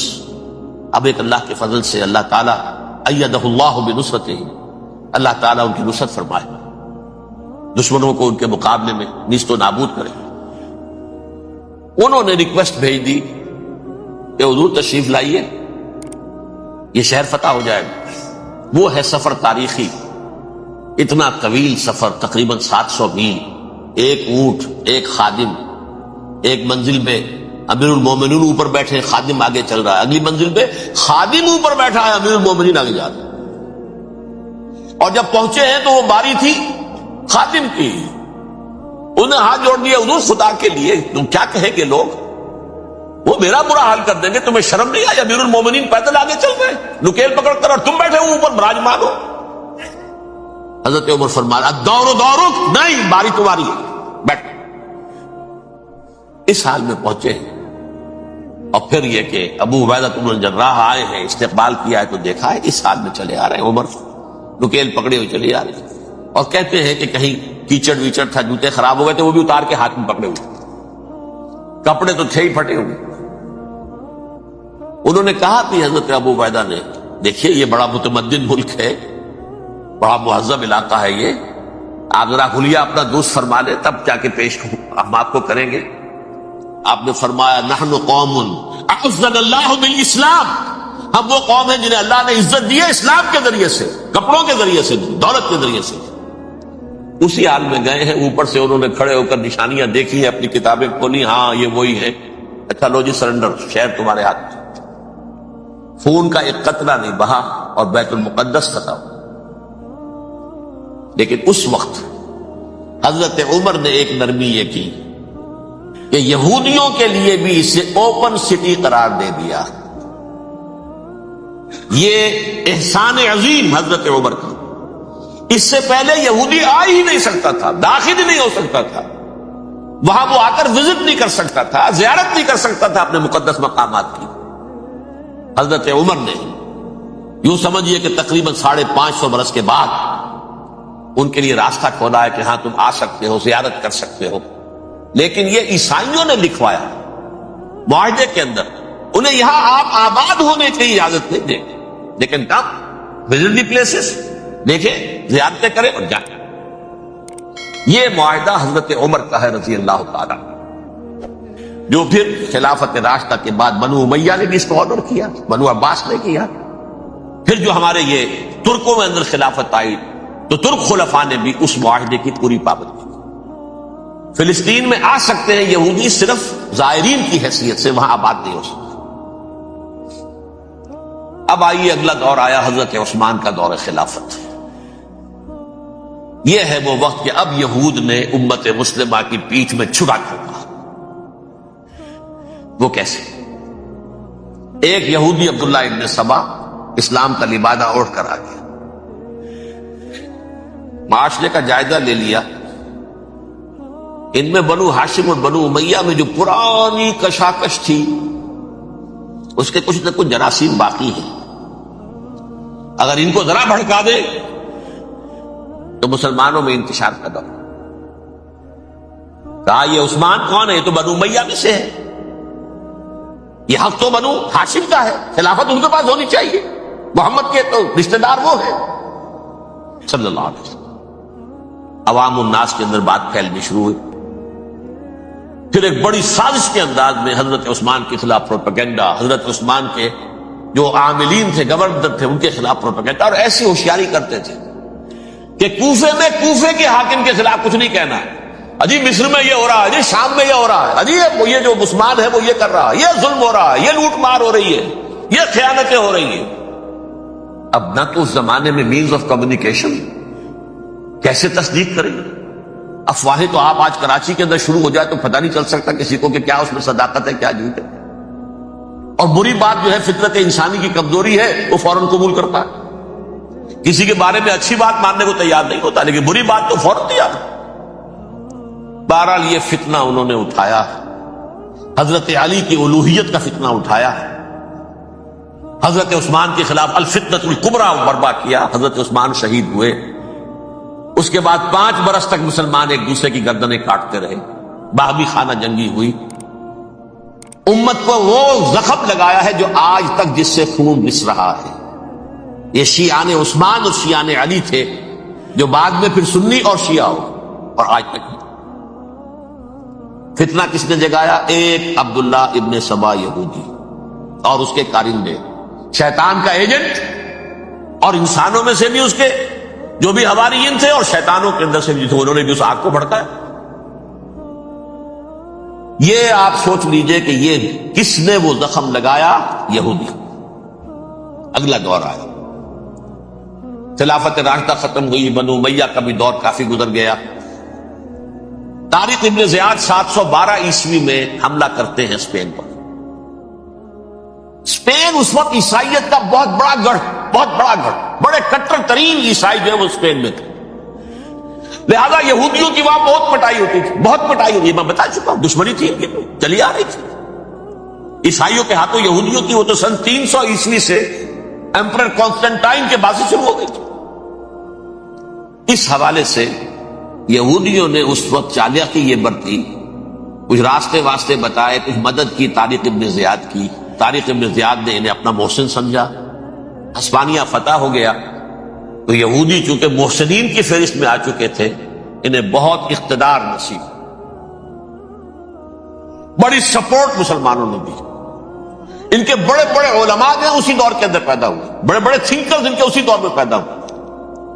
بن گوریون جو کہ ایک وزیر اعظم تھا اسرائیل کا، اس نے یہ لکھا ہے اپنی کتاب میں، Muslim Spain was the golden era of our diaspora. وہ ڈائسپورا جو 70 عیسوی سے شروع ہوا تھا اور 1917 عیسوی تک جاری رہا ہے، اس میں سے گولڈن ایرا ہمارا جو تھا وہ مسلم اسپین کا، اسپانیہ میں بیٹھ کر ہم نے عیش کیے۔ لیکن وہاں سے انہوں نے اور جو کچھ کیا، یہ تو داستان کے تو بہت سے گوشے ہیں، لیکن میں جس اسٹریٹ لائن میں چل رہا ہوں اس کے اعتبار سے ایک بات سمجھ لیجیے، وہاں بیٹھ کر انہوں نے اب عیسائیت کی پیٹھ میں چھرا گھونپا، پروٹیسٹنٹ مذہب پیدا کیا، تقسیم کر دیا، جیسے شیعہ سنی کی تقسیم، عبداللہ ابن سبا، رومن کیتھولک اور پروٹیسٹنٹ کی تقسیم، یہودی علماء۔ ہوتا کیا تھا؟ ہسپانیہ کی یونیورسٹیاں ہیں، کارڈووا میں ہے، ٹولیڈو میں ہے، گریناڈا میں ہے، غرناطہ، قرطبہ، تولیتلا، اور وہاں آتے تھے لوگ، فرانس سے چلے آ رہے ہیں نوجوان پڑھنے کے لیے، جرمنی سے چلے آ رہے ہیں، اٹلی سے چلے آ رہے ہیں، 3 ہی ملک قریب ترین پڑھتے ہیں سینٹرل جو یورپ کے ہیں۔ یہاں پر جو ہے وہ اسلام جو نور پھیلا رہا تھا اس سے بھی مستفیض ہوئے، جہالت کے جو ہے پردے ان کے وہ چھٹے، اس کے ساتھ ہی وہ یہودی وہاں ان کے اندر جو جراثیم داخل کر رہے تھے وہ اس عیسائیت کے خلاف بغاوت، جو اس وقت دنیا میں عیسائیت اس وقت تھی، پوپ کا راج تھا دنیا میں اس وقت، یورپ میں جو عیسائیت تھی اس میں ایک طرف بادشاہ تھے، لیکن بادشاہوں کی حیثیت وہاں پر یوں سمجھ لیجئے کٹ پتلیوں کی تھی، اصل قوت پوپ کے ہاتھ میں تھی۔ اور پوپ کو انہوں نے جیسے قرآن نے کہا اتخذوا احبارهم ورهبانهم اربابا من دون اللہ، کیونکہ سینٹ پال نے شریعت موسوی ساقط کر دی تھی تو اب شریعت تھی ہی نہیں، پوپ کو اختیار تھا جس چیز کو چاہے حلال قرار دے دے، جس چیز کو چاہے حرام قرار دے دے۔ اتخذوا احبارهم ورهبانهم اربابا من دون اللہ۔ انہوں نے کہا صاحب یہ پوپ کس بلا کا نام ہے، یہ بھی انسان ہے۔ بات تو ٹھیک تھی نا، اصل حیثیت تو کتاب کی ہونی چاہیے، ڈیوائن بک، ریویلڈ اسکرپچر، لہذا یہ کتاب ہر شخص پڑھ سکتا ہے۔ کوئی پوپ کے باپ کو جو ہے کوئی اس کے لیے پروپرائٹری رائٹس تو نہیں ہے کہ صرف پوپ پڑھ سکتا ہے یا پادری پڑھ سکتے ہیں، ہم بھی پڑھ سکتے ہیں، ہم بھی سمجھ سکتے ہیں۔ یہ باتیں تھی کہ جن کو بڑھا چڑھا کر بیان کر کے اور پوپ کا اقتدار ختم کرا دیا اور توجہ مرکوز کر دی بائبل کی طرف۔ اب بائبل میں بڑا حصہ تو اولڈ ٹیسٹامنٹ کا ہے۔ نتیجہ کیا ہوا؟ یہود کی عظمت پروٹیسٹنٹس کے نزدیک مسلم ہو گئی۔ اصل قوم تو یہ ہے، وہ دشمنی بدلی کہ نہیں بدلی؟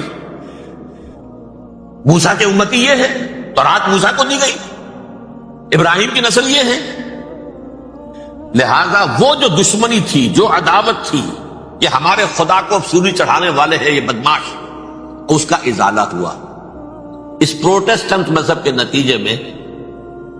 یہ میں اب آپ کو بتاتا ہوں کہ ایک نتیجہ وہ نکلا ہے جسے برٹرنڈ رسل نے بیان کیا ہے، اس کی کتاب ہے ان پریز آف آئیڈلنس، صفحہ 108۔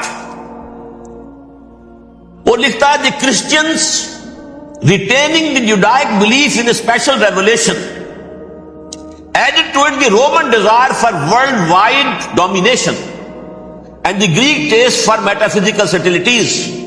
The combination produced the most fiercely persecuting religion that the world has yet known. یہ تین چیزیں آ کر عیسائیت میں مل گئی۔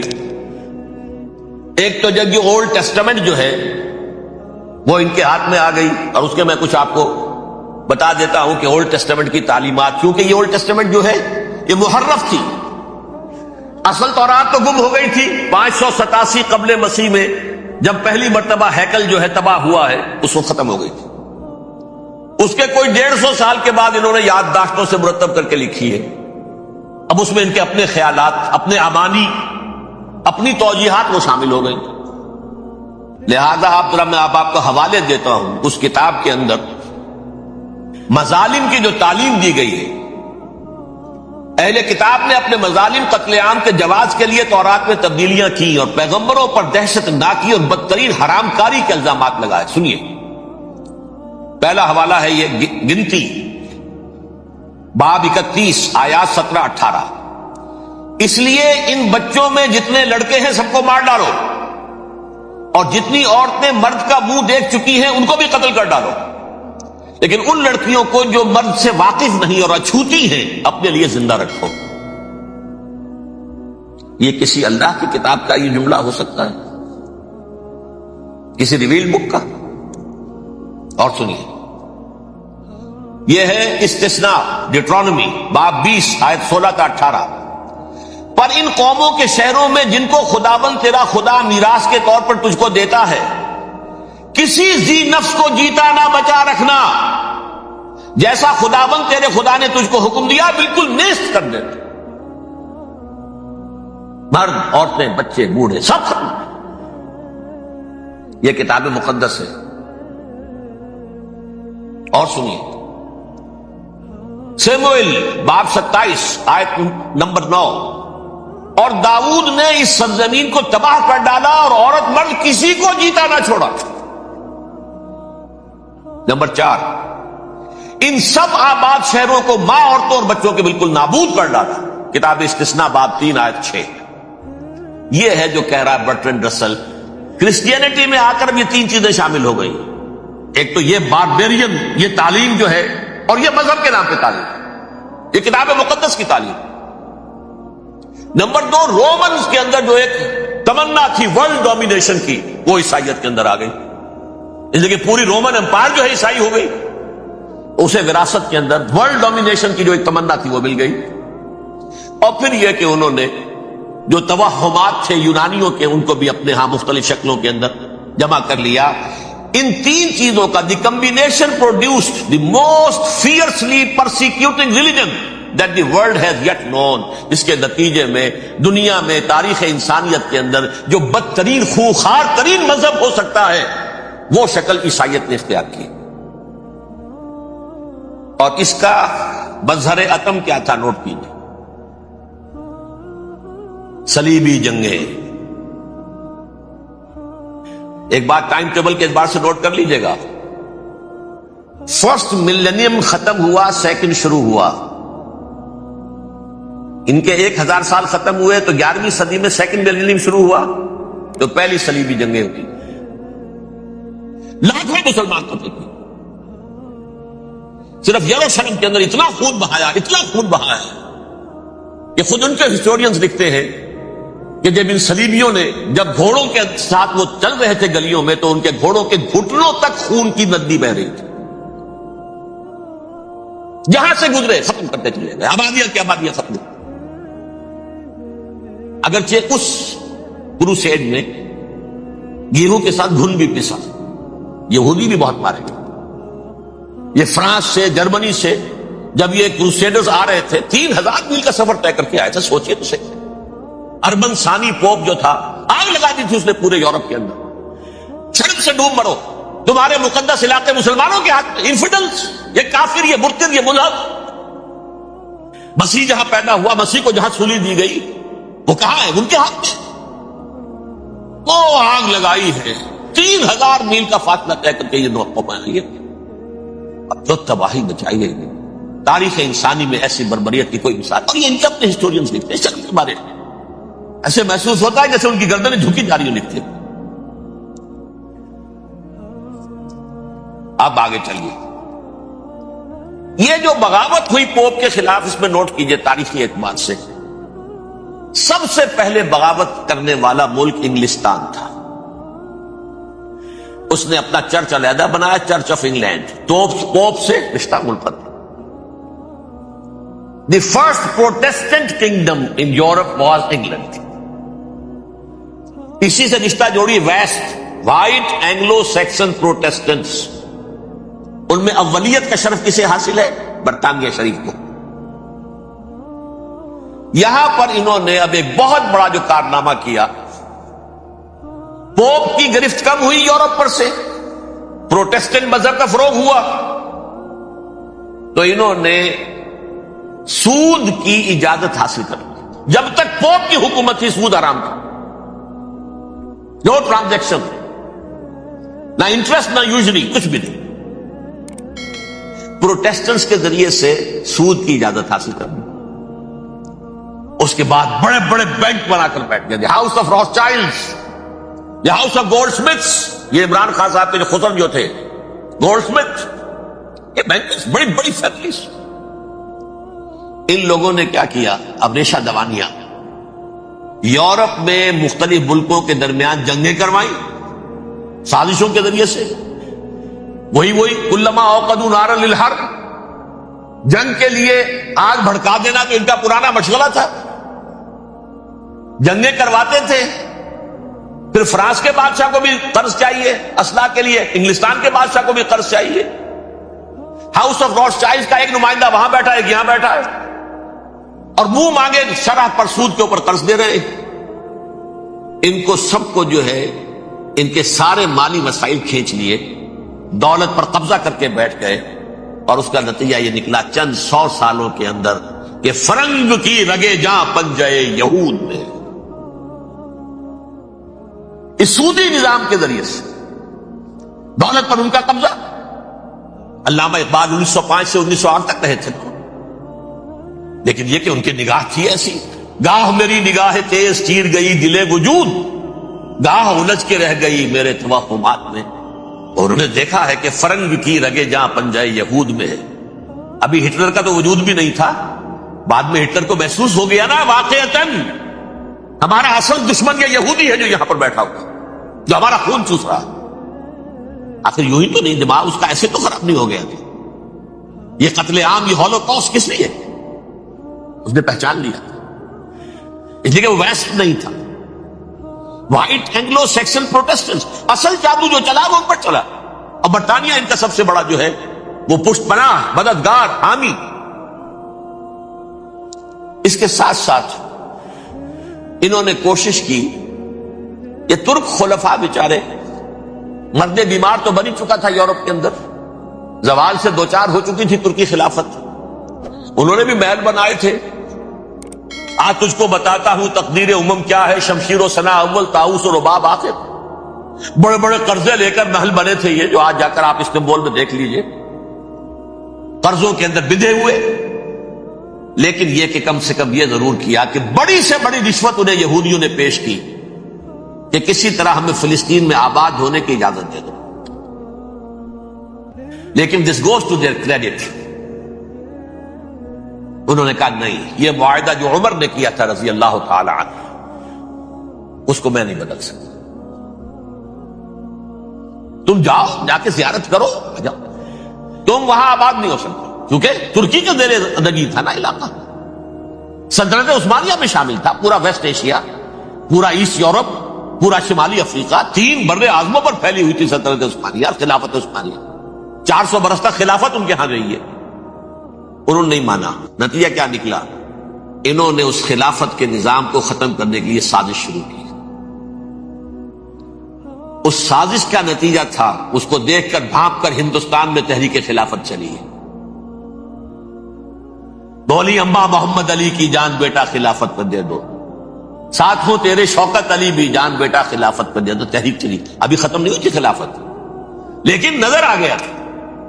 بڑا پیارا واقعہ ایک صاحب نے سنایا ہے کہ جب شیخ الہند جو ہے اسیر تھے مالٹا کے، یہ 1915 سے 1920 تک رہے،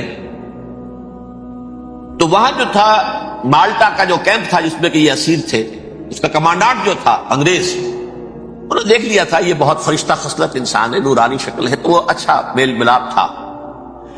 ایک روز کہا حضرت شیخ الہند نے کہ آپ لوگ ہماری خلافت کے پیچھے کیوں پڑے ہوئے ہیں؟ وہ تو ایک مردہ شے ہے، اس میں کوئی جان تو ہے نہیں، کوئی طاقت نہیں ہے، پھر بھی آپ ہماری ایک نشانی ہے، اسے کیوں آپ جو ہے برباد کرنے پر تلے ہوئے؟ اس نے کہا اتنے بھولے نہ بنیے حضرت، ہمیں معلوم ہے اس نیم مردہ خلافت میں بھی طاقت اتنی ہے کہ اگر جہاد کا فتویٰ اس نے دے دیا تو انڈونیشیا سے موریتانیہ تک مسلمان کفن سر سے باندھ کے نکل آئے گا، یہ ہمیں معلوم، لہذا ہم نے ختم کرنا ہی کرنا۔ اور ختم کس سے کرایا؟ ایک فری میسن مصطفیٰ کمال پاشا، چاک کر دی ترک ناداں نے خلافت کی قبا، سادگی اپنوں کی دیکھ اوروں کی عیاری بھی دیکھ۔ عیاری کس کی تھی؟ یہود کی، اور ان کے اعلی کار برطانیہ۔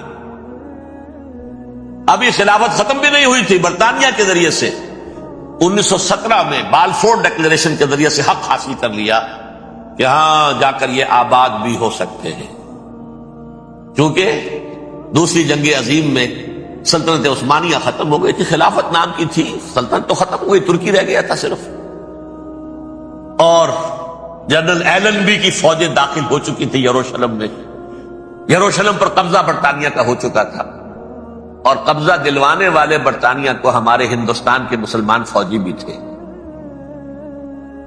اربوں نے بغاوت کی ترکوں کے خلاف، اور انگریزوں کی فوج میں ہمارے ہندوستان کے مسلمان سپاہی بھی تھے۔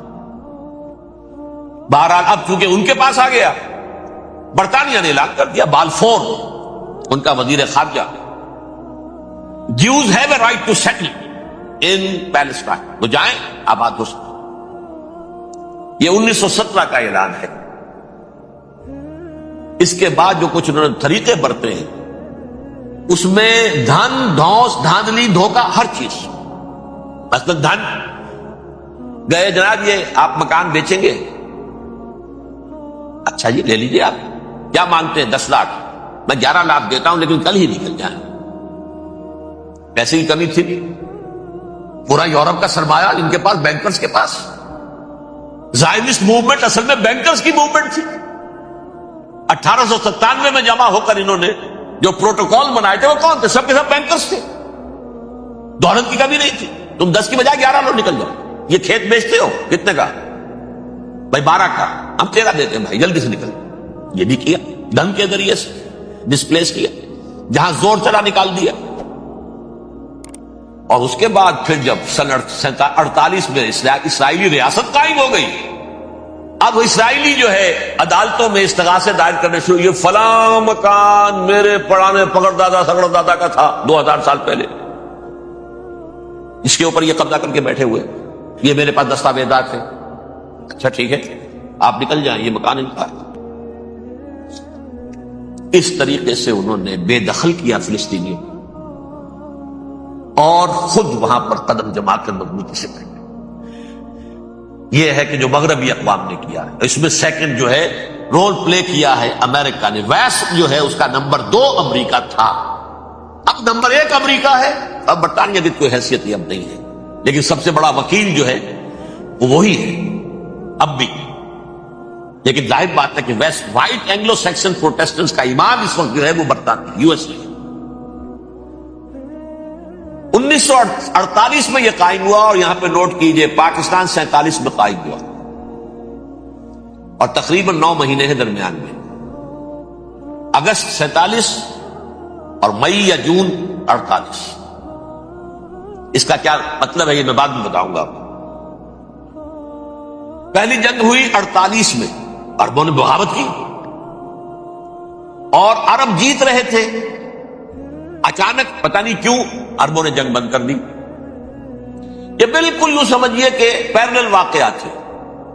کشمیر میں ہم جیت رہے تھے، بھاگ کر نہرو پہنچ گیا یونائٹڈ نیشنز کے اندر، جنگ بند ہو گئی، ختم ہوا اس۔ کچھ اپنوں کی غلطی بھی تھی، کچھ قبائلیوں نے وہاں جا کر سری نگر ایئرپورٹ تک پہنچ گئے تھے، بجائے اس پر قبضہ مکمل کرنے کے لوٹ مار میں لگ گئے، اپنوں کی غلطی بھی تھی، لیکن اس کے باوجود پڑھنا بھاری تھا۔ اور اگر سری نگر ایئرپورٹ پر قبضہ ہو گیا ہوتا تو سوال ہی پیدا نہیں ہوتا کہ بھارت بھی اپنی فوجیں اتار سکتا، زمینی راستہ تھا ہی نہیں۔ وہی وہاں ہوا ہے، بڑے ہی عجیب طریقے پر عرب جیت رہے تھے، اسرائیل جو ہے شکست کھا رہے تھے، عربوں نے صلح کر دی۔ کچھ مہینوں کے بعد عربوں نے دوبارہ جنگ کی۔ اتنے عرصے میں یہ اسرائیلی، یہ سب جو ہے جتنے دہشت گرد ہیں اسرائیل، یہ اس دور کے لوگ ہیں، وہ چاہے مینیجم بیگن تھا یا کوئی اور، یہ سب کے سب اس دور کے ٹیررسٹ۔ اب انہوں نے ڈٹ کر جو مقابلہ کیا، عربوں کو شکست دی، بڑی سخت۔ سن 48 میں عربوں کو شکست ہو گئی۔ سن 67 میں روس کے سکھانے پڑھانے پر جمال عبد الناصر نے حملہ کیا، بلاکیڈ کر دیا ایلات کا، بندرگاہ کا۔ 6 دن کی جنگ کے اندر اسرائیلیوں نے روس سے پورا صحرا سینا لے لیا، اسرائیل شام سے گولان ہائٹس لے لیے، اردن سے یہ پورا مغربی کنارہ جو یہ اردن کا حصہ تھا، اور مشرقی یروشلم اردن کے پاس تھا، اس پر بھی قبضہ کر لی۔ 1967 کی جنگ کا نتیجہ کیا نکلا؟ یروشلم پورا کا پورا یہودیوں کے قبضے میں چلا گیا، جو 1948 میں آدھا کر دیا گیا تھا۔ ویسٹرن یروشلم یہ یہودیوں کے پاس، ایسٹرن یروشلم مسلمانوں کے پاس، اور مشرقی یروشلم ہی میں مسجد اقصی ہے اور قبۃ الصخرہ، وہ مسلمانوں کی تحویل میں تھے۔ اردن کا قبضہ مسلمانوں کی تحویل، لیکن اب 67 میں پورا یروشلم ان کے قبضے میں آ گیا۔ پھر بہرحال مصر نے ایک کوشش کی بدلہ لینے کی سن 73 کی جنگ میں، اور اس میں کوئی شک نہیں بڑی شجاعت کا مظاہرہ کیا۔ رمضان وار آف 1973، بارلیو لائن کراس کر دی، جسے وہ سمجھتے تھے کہ کوئی طاقت دنیا کی ہمارے اس دفاعی جو ہے لائن اس کو کراس کر نہیں سکتی۔ لیکن پھر جب امریکہ اپنی پوری طاقت لے کر میدان میں آ گیا ہے تو ظاہر بات ہے کہ مصر کی حیثیت امریکہ کے مقابلے میں کچھ نہیں۔ یہ ہے میں نے جو مختصر سی تاریخ آپ کے سامنے رکھی ہے۔ اب جو اصل مسئلہ ہے سمجھیے، سین کیا ہے، منظر کیا ہے۔ یہ پہلو وہ ہیں بہت سے کہ جو شاید بہت سے حضرات کے نگاہوں میں نہ ہو، باقی تو یہ تاریخ کے واقعات ہیں، اکثر لوگوں کے علم میں ہوں گے۔ یہودیوں میں بھی ایک بڑی شدید اندرونی کشاکش ہے، جیسے مسلمانوں میں کچھ مسلمان وہ ہیں جو نماز روزے کی پابندی کرتے ہیں، دین سے انہیں تعلق ہے، کچھ وہ ہیں جو نہ نماز نہ روزہ نہ کچھ، نام تو ان کے ہیں، محمد حسین ہے، غلام علی ہے تو صحیح، سیکولر ذہن ہے، مادی پرستی ہے، کچھ نہیں ہے کہ نہیں، ایسا ہی ان کے ہاں بھی۔ اصل یہودی جو ہے، عملی یہودی، اس کی شکل آپ نے اگر کبھی دیکھی ہو، اس کے سر کے اوپر اونچا ہیٹ ہوتا ہے کالا، ان کی زلفیں لمبی لمبی ہوتی ہیں، خاص طور پر یہ جو ہے گلپٹی کے بال، یہ قلمے جو ہیں یہ تو لا کے چھلے بنا کر بڑا خوبصورت سا جو ہے وہ ہار بناتے ہیں، لمبا کالا کوٹ پہنا ہوتا ہے، لمبی داڑھی ہوتی ہے۔ یہی وجہ ہے کہ مسلمانوں میں بھی مصر میں جس کی لمبی داڑھی ہوتی تھی، اب کچھ حالات شاید بدل گئے، سمجھتے تھے یہ یہودی ہے، لیکن لمبی داڑھی یہودی رکھتا تھا، مسلمان نہیں۔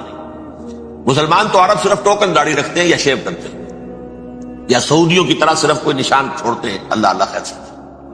لمبی داڑھی شعار جو ہے یہودیوں کا۔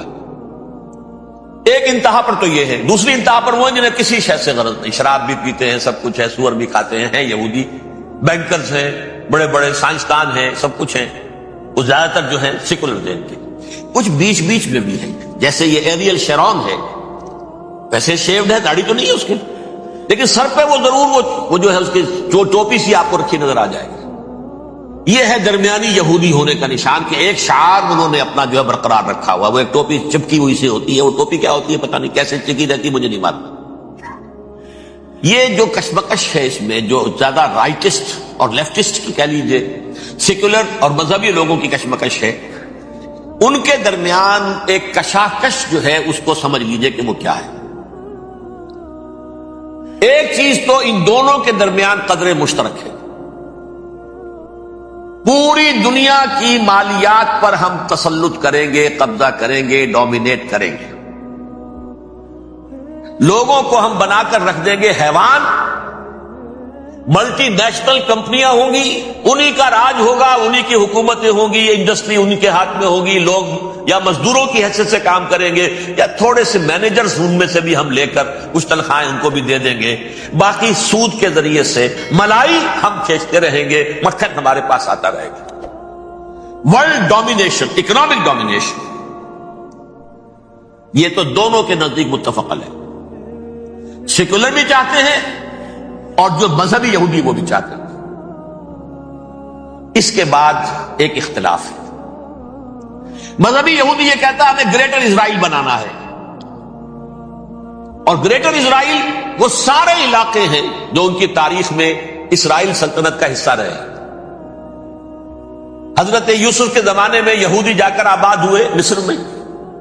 جو ڈیلٹا کا علاقہ ہے, زرخیز ترین علاقہ جو ہے, جوشن کا علاقہ, وہ کہتے ہیں وہ ہمارا ہے, کئی سو برس ہمارے ہیں. سرائے سینا ہمارا ہے, اس میں کوہ طور ہے جس پہ حضرت موسیٰ کا ہم کلام ہوئے اللہ سے, تورات ملی. اس میں 40 برس تک ہم بھٹکتے پھرے ہیں. صحرائے تی ہے یہ, یتیہون فی الارض 40 سنہ. پھر فلسطین تو خیر ہماری جدی پشتی جائیداد ہے, جاگیر ہے. پھر یہ عرب جو ہے یہ بھی مدینے تک ہمارا ہے, مدینے سمیت. ہمارے قبیلے وہاں تھے جہاں سے نکالا مسلمانوں نے. پورا عراق ہمارا ہے, پورا شام ہمارا ہے, اور ترکی کا بھی ایک علاقہ ہے ابتدائی مشرقی جنوبی, وہ بھی ہمارا ہے. یہ ہے گریٹر اسرائیل کا نقشہ, یہ ہم نے بنانا تھا. جبکہ جو سیکولر ذہن کے لوگ کہتے ہیں کیا کرو گے اس کو بنا کے, اس میں جو عرب ہیں وہ تم سے لڑتے رہیں گے, تم انہیں مارو گے وہ تمہیں ماریں گے. اگر تم 10 مارو گے تو ایک تو وہ بھی ماریں گے نا تمہارا. ٹھیک ہے, فائدہ کیا ہے؟ اس کی بجائے ہم یہ کرتے ہیں کہ عرب اور اسرائیل مل کر, کزنز ہیں نا آپس میں. آپ کو معلوم ہے بل کلنٹن نے یہ الفاظ کہے تھے جب اسحاق ریبن سے معانقہ کرایا تھا شاہ حسین مرحوم کا, تو کیا کہا؟ You are cousins. حضرت ابراہیم کے 2 بیٹوں سے نسل ہے نا, حضرت اسماعیل سے عرب ہے, حضور ہے, اور حضرت اسحاق سے یہ بنی اسرائیل کزنز ہے. You are cousins. تو ہم کزنز مل کر ایک اکنامک یونٹ بناتے ہیں, جیسے ایشیا پیسیفک ایک یونٹ بن گیا ہے, آسیان ایک یونٹ بن گیا ہے, وغیرہ وغیرہ. پورا یورپ ایک یونٹ بن گیا ہے, ایک کرنسی بن گئی ہے. ہم اس پورے علاقے کو ایک اکنامک یونٹ بناتے ہیں. پیسہ اربوں کا ہوگا, ان کے پاس بہت دولت ہے. تیل ان کا ہوگا, بہت تیل ہے ان کے پاس. مزدور ان کے ہوں گے, بڑی تعداد ہے ان کی. مینجمنٹ ہماری ہوگی, ٹیکنیکل نو ہاؤ ہمارا ہوگا, سائنسدان ہم ہوں گے. ملائی ہم کھاتے رہیں گے, چھاچھ ان کو دیتے رہیں گے. تو ہمیں آم کھانے ہیں, پیڑ گننے کی کیا ضرورت ہے؟ خامخواہ ان کی دشمنی مول لیں, زیادہ دشمنی بڑھائیں. یہ اس چھوٹے سے اسرائیل کو تسلیم نہیں کرتے, ہم گریٹر اسرائیل کو کیسے تسلیم کر لیں گے؟ یہ لہذا اس خیال کو دل سے نکالیں. یہ اختلاف ہو گیا نمبر 1, بہت بڑا اختلاف. لیکن نمبر 2, اس اختلاف میں اتفاق یہ پیدا کیا گیا, یہاں ایک بات ہم آپ کی مانتے ہیں, ہم کسی بھی پیس پروسیس میں جروشلم نہیں دیں گے ان کو, عربوں. یہ انڈیوائیڈڈ دارالخلافہ رہے گا اسرائیل. اور نمبر 2, مسجد اقصی اور قبۃ الصخرہ کو گرا کر 3rd ٹیمپل بنائیں گے. یہ مذہبی یہودیوں کو اتنی رشوت اگر وہ نہ دیں تو وہ ان کے ساتھ کام کرنے کو تیار ہی نہیں ہے. یہ پورا پس منظر سمجھ لیجئے. اصل میں بٹوین دی لائنز سمجھے بغیر یہ خبریں جو آپ پڑھتے ہیں, ادھر امریکہ کا معاملہ کیا ہے؟ ایک طرف وہ پشت پناہ ہے, حمایتی ہے, پروٹیکٹر ہے, محافظ ہے اسرائیل کا. اسرائیل امریکہ ہی کی آؤٹ پوسٹ سمجھ لیجئے, اسی کی ایک ریاست سمجھ لیجئے. لیکن اس کے ساتھ ہی وہ اپنے جو دنیاوی عالمی مصلحتیں ہیں, اتنی بڑی قوم عرب کی جو ہے اسے بھی دشمن کو نہیں بنانا چاہتا، ان میں بھی ماڈریٹس کو چاہتا ہے کہ رہے ماڈریٹس، یہ جو ہماری جیب میں ہے، حسنی مبارک ہو، شاہ فہد ہو، جو ہماری جیب میں ہے، ورنہ یہ کہ وہاں پر اگر زیادہ ریڈیکل لوگ آ گئے تو ہمارا ویسے ہی بیڑا غرق ہوگا۔ لہذا وہ جبر کرتے رہے ان پر کہ صلح کرو کوئی نہ کوئی۔ یہ صلح کے لیے دباؤ امریکہ کا ہے، اسرائیل نہیں چاہتا صلح، دباؤ ہے امریکہ کا۔ اب میں آپ کو یاد دلاتا ہوں، خلیج کی جنگ ختم ہوئی، بش، یہ باپ اس کا جو اب ہے بش، اس کا بڑا بش جو سینئر، اس کی پاپولیرٹی ریشو جو ہے 89% تھی اس وقت امریکہ کے اندر۔ اس نے اتنی بڑی جنگ فتح کی تھی اور چند امریکی مرے صرف، لیکن اس نے ایک موقف اختیار کیا یہود کے خلاف۔ $10 بلین منظور ہو چکے تھے، اسرائیل کو دیے جانے تھے نئے سیٹلمنٹس بنانے کے لیے اسرائیل۔ اس نے کہا یہ رقم میں ایشو نہیں کروں گا جب تک پیس پروسیس شروع نہیں کرتے۔ یہ دباؤ تھا جس کے آگے گھٹنے ٹیکنے پڑے $10 بلین کے لیے، لیکن اس کا بدلہ یہ چکایا کہ الیکشن میں ہرا دیا اسے، حالانکہ وہ ہیرو، فاتح، خلیج کی جنگ کا فاتح، 89% ریٹنگ، الیکشن میں 0، دباؤ تھا۔ اسی طرح بل کلنٹن کا دباؤ رہا، کسی طرح صلح کرو، کسی طرح صلح کرو، کسی طرح صلح کرو۔ اور اس معاملے میں میں یہ تسلیم کرتا ہوں، اس معاملے میں اس نے واقعتاً ایڑی چوٹی کا دور لگایا، اور یہ بھی تسلیم کرتا ہوں کہ اس کے دباؤ میں آ کر ایہود باراک جہاں تک چلا گیا تھا، اب کوئی نہیں جا سکتا، وہ آفر نہیں دے مل سکتی اب دوبارہ فلسطینی ہو۔ یہ بھی میں بھول گیا آپ کو بتانا، یہ جب پروسیس شروع ہوا ہے جس کا نام تھا لینڈ فار پیس، اصول کیا دیا تھا امریکہ نے کہ دیکھو اسرائیلیوں، یہودیوں، تم نے سن 67 میں جو زمینیں ان سے چھینی تھی، جو علاقے، یہ ان کو واپس کر دو اور ان سے صلح کر لو، یہ سب تمہیں ریکگنائز کر لیں گے، جنگ ختم ہو جائے۔ صحرائے سینا دے دو، مصر تم سے صلح کر لے گا، وہ ہو گیا۔ انور سادات نے صلح کر لی، ریکگنائز کر لیا، صحرائے سینا واپس آ گیا۔ عربوں نے اسے اپنی فولڈ سے نکال دیا، عرب لیگ سے نکال دیا۔ شام بھی تیار رہا ہے، لیکن پورا گولان ہائٹ مانگتا ہے وہ۔ ابھی جو پچھلے دنوں کلنٹن کے آخری دور میں گفتگو ہوئی تھی، اس نے کہا جتنا تم نے ہم سے علاقہ چھینا تھا سارا واپس کرو تو ہم کر لیں گے ریکگنائز۔ اس میں سے کچھ ایسا اسٹریٹجک امپورٹنس کا علاقہ ہے وہ یہودی کسی دور پر دینے کو تیار نہیں، لہذا صلح نہیں ہو سکی۔ شرق اردن سے جو علاقہ لیا تھا وہ ٹھیک ہے، وہ رکھو، اس کے اندر فلسطینی ریاست بنا دو، یہ علاقہ جو ہے فلسطینیوں کی میجورٹی ہے اس میں، تو اس کو فلسطینی ریاست بنا لو، ایک ریاست ودن ریاست ہو جائے گی، اسرائیل ریاست، فلسطینی ریاست۔ یہ ہیں 3 مین پوائنٹس۔ چوتھی بات پہ آ کر روک دیتے تھے کہ یہ پھر بعد میں سوچیں گے یروشلم کا مستقبل کیا ہوگا، یہ موسٹ سینسٹیو ایشو جو ہے یہ بعد میں سوچیں گے۔ اب جب یہ پیس ٹاک شروع ہوئے تو یاد ہے اسحاق ریبین تھا، اسے کس نے قتل کیا؟ یہودی نوجوان نے۔ کہ تم کیسے دے رہے ہو زمینیں، ہمیں تو اور لینی ہے، تم نے سینا واپس کر دیا، ہمیں تو جشن کا پورا علاقہ لینا، مصر کا سارا فرٹائل ایریا جو ہے وہ لینا ہے اس سے، تم گولان ہائٹس دے رہے ہمیں پورا شام لینا ہے، لہذا تم کیسے کرنا؟ لینڈ فار پیس، پیس اور نو پیس، نو لینڈ، زمین ہم واپس نہیں کی، ہمیں تو اور لینی۔ کس نے قتل کیا؟ یہودی نے، فلسطینی نے تو قتل کیا۔ ایہود باراک کی بات میں آپ کو بتا رہا ہوں، یہ یہاں تک چلا گیا تھا کہ اسرائیلی ریاست بھی ہم فلسطینی ریاست بھی مان لیں گے، یروشلم بھی، مشرقی یروشلم دے دیں گے، تمہارا اقتدار ہوگا اس پر۔ البتہ یہ جو احاطہ ہے جس میں جنوب میں مسجد اقصیٰ ہے اور ذرا شمال کی طرف ہے قبۃ الصخرہ، قبۃ الصخرہ آپ جانتے ہیں، جب بھی ٹیلی ویژن پر یروشلم سے کوئی خبر آ رہی ہوتی ہے تو پیچھے وہ بڑا سا مینار، وہ گنبد نظر آتا ہے سنہرا، یہ وہ جگہ ہے چٹان، ٹیمپل ماؤنٹ۔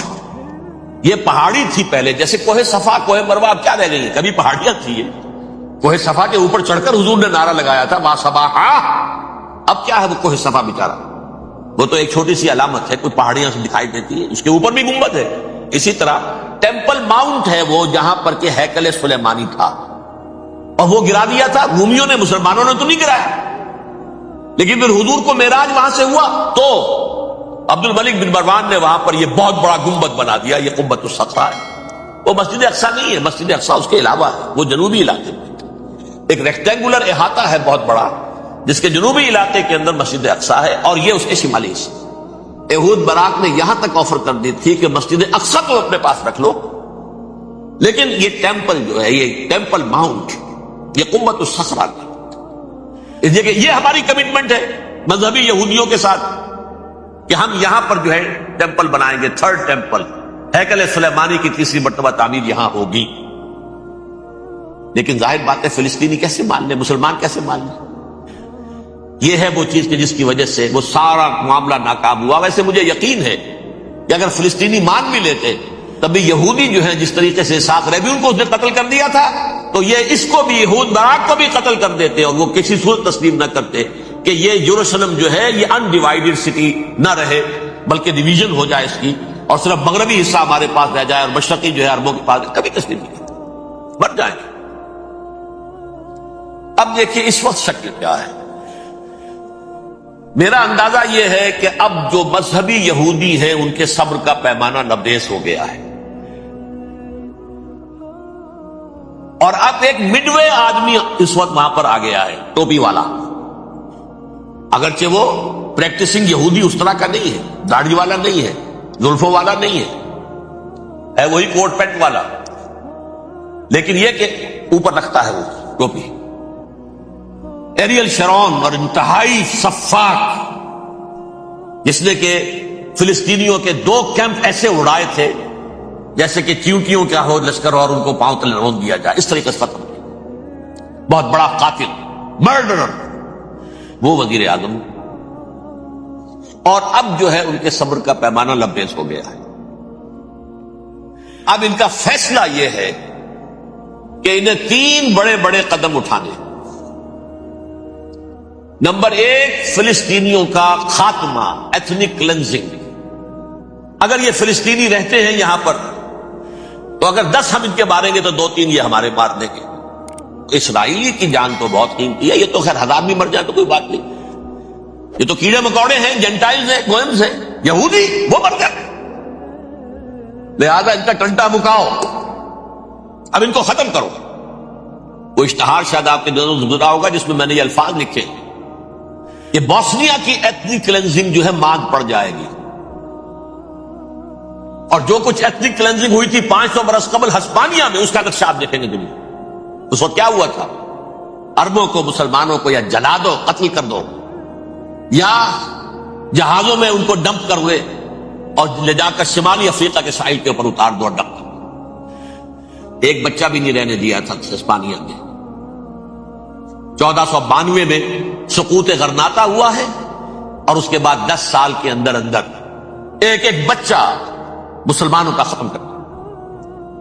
یہ ہے فیصلہ ان کا. اب بہت بڑا قدم وہ اٹھانے پر مجبور. کب تک آپ کو رہیں گے؟ ہمارے لوگ مارتے ہیں، 16 نوجوان ہمارے مار دیے. آج گھر تھا، اس میں ایک چلا گیا فلسطینی، بم اپنے جسم سے باندھ کر وہاں اڑا دیا، خود بھی اڑ گیا، 16 ان کے نوجوان اڑ گئے. لہذا یہ چیز ان کے لیے ناقابل برداشت ہے. ان کے صبر کا پیمانہ اب لبریز ہے. نمبر 2، انہیں بہرحال اب یہ کرنا ہے کہ مسجد اقصیٰ کو گرائیں، قبۃ الصخرہ کو گرائیں اور ٹیمپل بنائیں. یہ انتفاضہ جو اب شروع ہوا 1 سال پہلے سے، یہ شیرون نے دورہ کیا تھا، مسجد اقصیٰ میں گیا تھا، اور اس نے 3rd ٹیمپل کی تعمیر کے لیے ایک پتھر جو ہے، بنیاد کا پتھر رکھنے کا ارادہ ظاہر کیا تھا، جس پر فلسطینی نوجوان اٹھے، وہ اینٹیں لے کر اور روڑے لے کر، اور اس وقت سے یہ سلسلہ چل رہا ہے. کتنے مارے جا چکے فلسطینی، لیکن کچھ نہ کچھ یہودی بھی مرے، اسرائیلی بھی مرے. اور جیسا کہ میں نے عرض کیا، اب ان کے صبر کا پیمانہ لبریز ہو. انف از انف. اب ہم اس معاملے کو ایک دفعہ جو ہے فائنلی ختم کر اور اب بنائیں گے. لہذا اب جو ہے کئی ٹن وزن کے وہ جو پتھر تیار ہو کر آگے رکھ دیے گئے ہیں کہ یہاں یہ بنیاد پڑنی ہے، اس کے اندر یہ پتھر لگے. بلکہ ایک لطیفہ بھی مجھے یاد آیا ہے، یہ کوئی 30 سال پرانی بات ہے. اس قبۃ الصخرہ کی مرمت ہوئی تھی، تو اس کے اوپر جو یہ سونے کی پتری چڑھی ہوئی ہے، یہ شاہ حسین اردن والے جو ہے، ظاہر بات تھا بھی انہی کے تسلط میں، یہ انہی کی تولیت میں تھا سن 67 سے پہلے، اس زمانے کی بات میں کر رہا ہوں۔ تو انہوں نے پتہ نہیں 30 من تھا یا 30 ٹن تھا سونا جو ڈونیٹ کیا تھا اس کے اوپر یہ پتری چڑھانے کے لیے، جو بہت بڑا گنبد نظر آتا ہے پورے کے پورے ماحول کے اوپر چھایا ہوا۔ اس وقت یہودی اخباروں نے لکھا تھا بہت اچھا ہے، یہ سونا ہمارے کام آئے گا جب ہم اپنا ہیکل تعمیر کریں گے۔ کہاں جائے گا سونا؟ سونا یہی رہے گا نا، جب ہم گرائیں گے ہمیں وہ سونا مل جائے گا۔ اب وہ اس پر آ گئے، مزید دیر نہیں کر سکتے۔ تو آپ نوٹ کیجئے، number 1، ethnic cleansing of Palestinians in Israel. Number 2, demolition of the Aqsa mosques and the Qubbat al-Sakhra. Number 3, امریکہ کو الٹیمیٹم، تم اب اپنے ٹانگ درمیان میں مت لڑاؤ، اور اس کے لیے دھمکی، اگر تم نے ہمارے معاملے میں رکاوٹ ڈالی تمہاری اینٹ سے اینٹ بجا دیں گے۔ نیتن یاہو نے یہ کہا تھا میں واشنگٹن میں آگ لگا دوں گا۔ یہ انہوں نے امریکہ میں عظیم ترین دہشت گردی کر کے امریکہ کی ایڈمنسٹریشن کو، انتظامیہ کو یہ دھمکی دے دی ہے کہ باز آ جاؤ۔ چنانچہ میں یہ بات کہہ کے پرسوں جمعے میں اپنی مسجد دارالسلام سے نکلا، شام کو، اسی شام کو میں نے ایریل شیرون کی تقریر سن لی T V per. It is not acceptable. Don't appease the Arabs at our expense. We are not going to become Czechoslovakia. We have to depend on ourselves only and rely on ourselves only. کیا مطلب ہے اس کا؟ کس کو سنا رہا ہے؟ امریکہ بہادر، ہم تمہارے محتاج نہیں ہیں، ہم تمہارے ٹکڑے اڑا دیں گے، تیسرے کر دیں گے تمہارے، تم بیچ میں آؤ تو صحیح ہم، اور دیکھ لو ایک نشانی ہم تمہیں دکھا دیں گے۔ مجھے 100% یقین ہے یہ پورا ہسٹوریکل پروسیس، اور جس جگہ یہ پہنچ گیا ہے، جس کریٹیکل پوائنٹ تک یہ پہنچ چکا ہے، یہ جو بھی حملہ ہوا ہے ورلڈ ٹریڈ سینٹر پر اور پینٹاگون پر، یہ اسرائیل کا کام ہے۔ اسرائیل سے کم تر کسی ادارے کے لیے ممکن ہی نہیں، اس لیے کہ اسرائیل کے ایجنٹ امریکہ کے پورے نظام کے اندر جو ہے گھسے ہوئے موجود ہیں ہر جگہ پر۔ جیسے سرطان کا پھوڑا ہوتا ہے پورے جسم میں وہ اپنی جڑیں جما لیتا ہے، اچھا ہے، پوری ایڈمنسٹریشن، پوری اکانومی، تمام ذرائع ابلاغ، پرنٹڈ میٹر ہو یا یہ کہ الیکٹرانک میڈیا، سب ان کے قبضے میں، ڈیفنس کا سارا معاملہ ان کے قبضے میں ہے۔ کوئی اور طاقت یہ کر ہی نہیں سکتی۔ امریکہ، اس کے سیکیورٹی کے معاملات تہ در تہ، دائرہ اندر دائرہ، اس دائرے تک 100 میل تک کوئی جہاز آ جائے گا اگر کہیں جو کہ ان آئیڈینٹیفائی ہو تو یہ ہو جائے گا، اس سے آگے آگے تو یہ ہو جائے گا، اس سے آگے، اور وہ آ رہا ہے، چلا رہا ہے، پینٹاگون پر آ گیا ہے، اور 1 گھنٹے بعد آیا ہے۔ پہلی اسٹرائک جو ہوئی ہے ورلڈ ٹریڈ سینٹر، اس کے 1 گھنٹے کے بعد پینٹاگون پر آ گیا۔ پینٹاگون وہ تو یوں سمجھیے ان کی مملکت کا حساس ترین دفاع کا مرکز، اور اس کا 1/3 حصہ جلا کے راکھ کر دیا۔ انہوں نے یہ دھمکی دی ہے، لیکن اس سے ان کے پیش نظر مقاصد کیا تھے؟ 3۔ اس دہشت گردی کے 3 مقاصد۔ فوراً اس کا رخ موڑ دینا اسامہ اور اس کی القاعدہ کی طرف۔ امریکہ غصے میں لائل بھبوکا ہو کر فوراً اقدام کرے، اور ایک طرف تو اسامہ اور ان کے ساتھ طالبان کا ٹنٹا مکاتا، اور دوسری طرف چونکہ پاکستان الائی ہے اور پاکستان کے عوام جو ہیں وہ طالبان کے ہمدرد ہیں، وہ اگر اٹھے تو ان کا بھی بیڑا کرتا، ایک تیر سے 2 شکار تو ادھر ہو جائیں، جو مستقبل میں انہیں خطرہ ہے۔ 1967 کی جنگ کے بعد جبکہ انہوں نے فتح کا جشن منایا تھا یہودیوں نے، تو انہوں نے پیرس میں جو ایک جشن منایا ہے، وہاں بن گوریون کی تقریر یہ تھی، ہمیں کسی عرب ملک سے کوئی خطرہ نہیں، کوئی اندیشہ نہیں، ہمیں اندیشہ اگر ہے تو صرف پاکستان سے۔ یہ ہے وہ بات جو میں نے کہی تھی۔ نکتہ کیا ہے؟ یہ سائملٹینیسلی کیوں وجود میں آئے ہیں یہ 2 ملک؟ مشیت ایس ڈی میں پاکستان کا رول یہ ہے. حدیث میں آتا ہے ما انزل اللہ من دائن الا انزل لہ دوان. اللہ نے کوئی بیماری ایسی نہیں اتاری اس کا کہ توڑ اور دوا پیدا نہ کی. اسرائیل کا توڑ پہلے پیدا کی. جیسے بچے کی ولادت بعد میں ہوتی ہے، ماں کی چھاتیوں میں دودھ پہلے پیدا ہو جاتا ہے. یہ اللہ کی فطرت ہے، اللہ کا طریقہ. خطرہ انہیں ہے تو ہم سے ہے. اگر کوئی خطر مجھ کو تو اس امت سے ہے. اس کی خاکستر میں ہے اب تک شرار آرزو. یہاں کے عوام، حکومت تو ٹھیک ہے ہماری جیب میں آ گئی، عوام کے اندر ہے یہ بھڑک سکتی ہے چنگاری. یہی وجہ ہے بار بار ان کا کہ ہم زیادہ دباؤ نہیں ڈالنا چاہتے پاکستان پر. ہمارا بہت بڑا الہی ہے، ہم بہت پیسے بھی دے دیں گے، یہ بھی کر دیں گے، وہ بھی کر دیں گے، لیکن ہم زیادہ دباؤ نہیں ڈالنا چاہتے. ڈی اسٹیبلائز نہ ہو جائے، یہاں کے عوام کہیں کھڑے نہ ہو جائے. لہذا حملہ یہاں سے نہیں، وہ ازبکستان سے کرانے کی باتیں ہو رہی. اندر خانے پوری سپورٹ ہے، لیکن یہ کم سے کم ظاہر نہیں ہونے دیں گے کہ کیا کچھ ہو رہا ہے، تاکہ یہاں کے عوام کے اندر وہ چنگاری جو ہے اس بارود کے اندر پڑ گئی تو یہ شاید ڈی اسٹیبلائز ہو جائے. لیکن ڈی اسٹیبلائز ہونے میں جہاں اس کا خطرہ ہے کہ پرویز مشرف کی حکومت ختم ہو جائے، وہاں اس کا بھی خطرہ ہے کہ پاکستان ختم ہو جائے.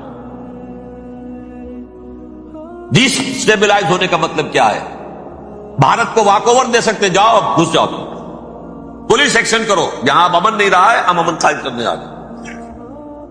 یا یونائٹڈ نیشنز کی فوج K4 آ جائے یہاں پر امن قائم کرنے کے لیے، اور ہماری جو ایٹمی صلاحیت ہے وہ تو ویسے ہی برباد ہو. ایک چیز تو ان کے پیش نظر یہ تھی، اس میں تو اللہ تعالیٰ نے کچھ تھوڑی سی عافیت پیدا کر دی.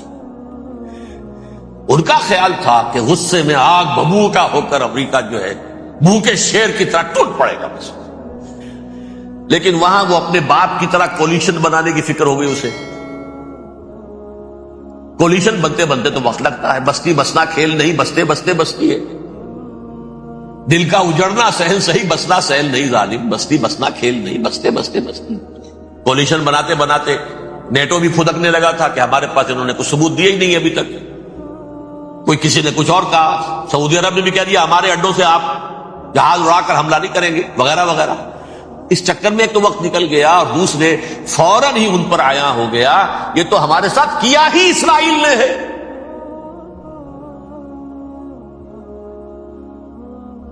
لیکن یہ بات لیک نہیں کرنا چاہتے. میں نے خود سنا اور بھی بہت لوگوں سے کہا کہ یہ باقاعدہ اسٹیٹ ڈپارٹمنٹ کی طرف سے ٹی وی پر، CNN پر، BBC پر یہ اعلان آیا کہ یہ جو انویسٹیگیشنز ہو رہی ہیں اس حادثے کی تحقیقات کی، اس کی معلومات لیک کیوں ہو رہی ہیں؟ لیک نہیں ہونی چاہیے. کیوں؟ اسامہ کے خلاف اگر کوئی ثبوت ہے لیک ہو جائے 1000 مرتبہ، کسی کو کوئی نقصان ہے؟ یہ کون سا تھا، کون سا لیکیج ہے جسے روکنا مقصود ہے؟ وہ تو ہمارا متمنا ہے، ہمارا بیٹا ہے، وہ کر رہا ہے. اس گھر کو آگ لگ گئی گھر کے چراغ سے.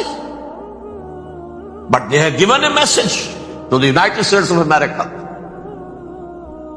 ہمارے راستے میں اب مت نہ آنا، ہم پر دباؤ نہ ڈال. Don't appease the Arabs at your expense. یہ الفاظ ہیں شیرون کے. ان کی خوشامد، ان کو خوش کرنا، ان کو پسند کرنا، ان کو راضی کرنا ہماری کوشش پر. جیسے سلوواکیہ کے اوپر قبضہ جو ہے جرمنی کا ہٹلر کا تسلیم کر کے تم نے اس کو بڑھاوا دے دیا تھا اس وقت، ایسے ہی تم چاہتے ہو ہمیں بھی سلوواکیہ بنا دینا، اب نہیں بنے. یہ ہے اصل میں صورتحال.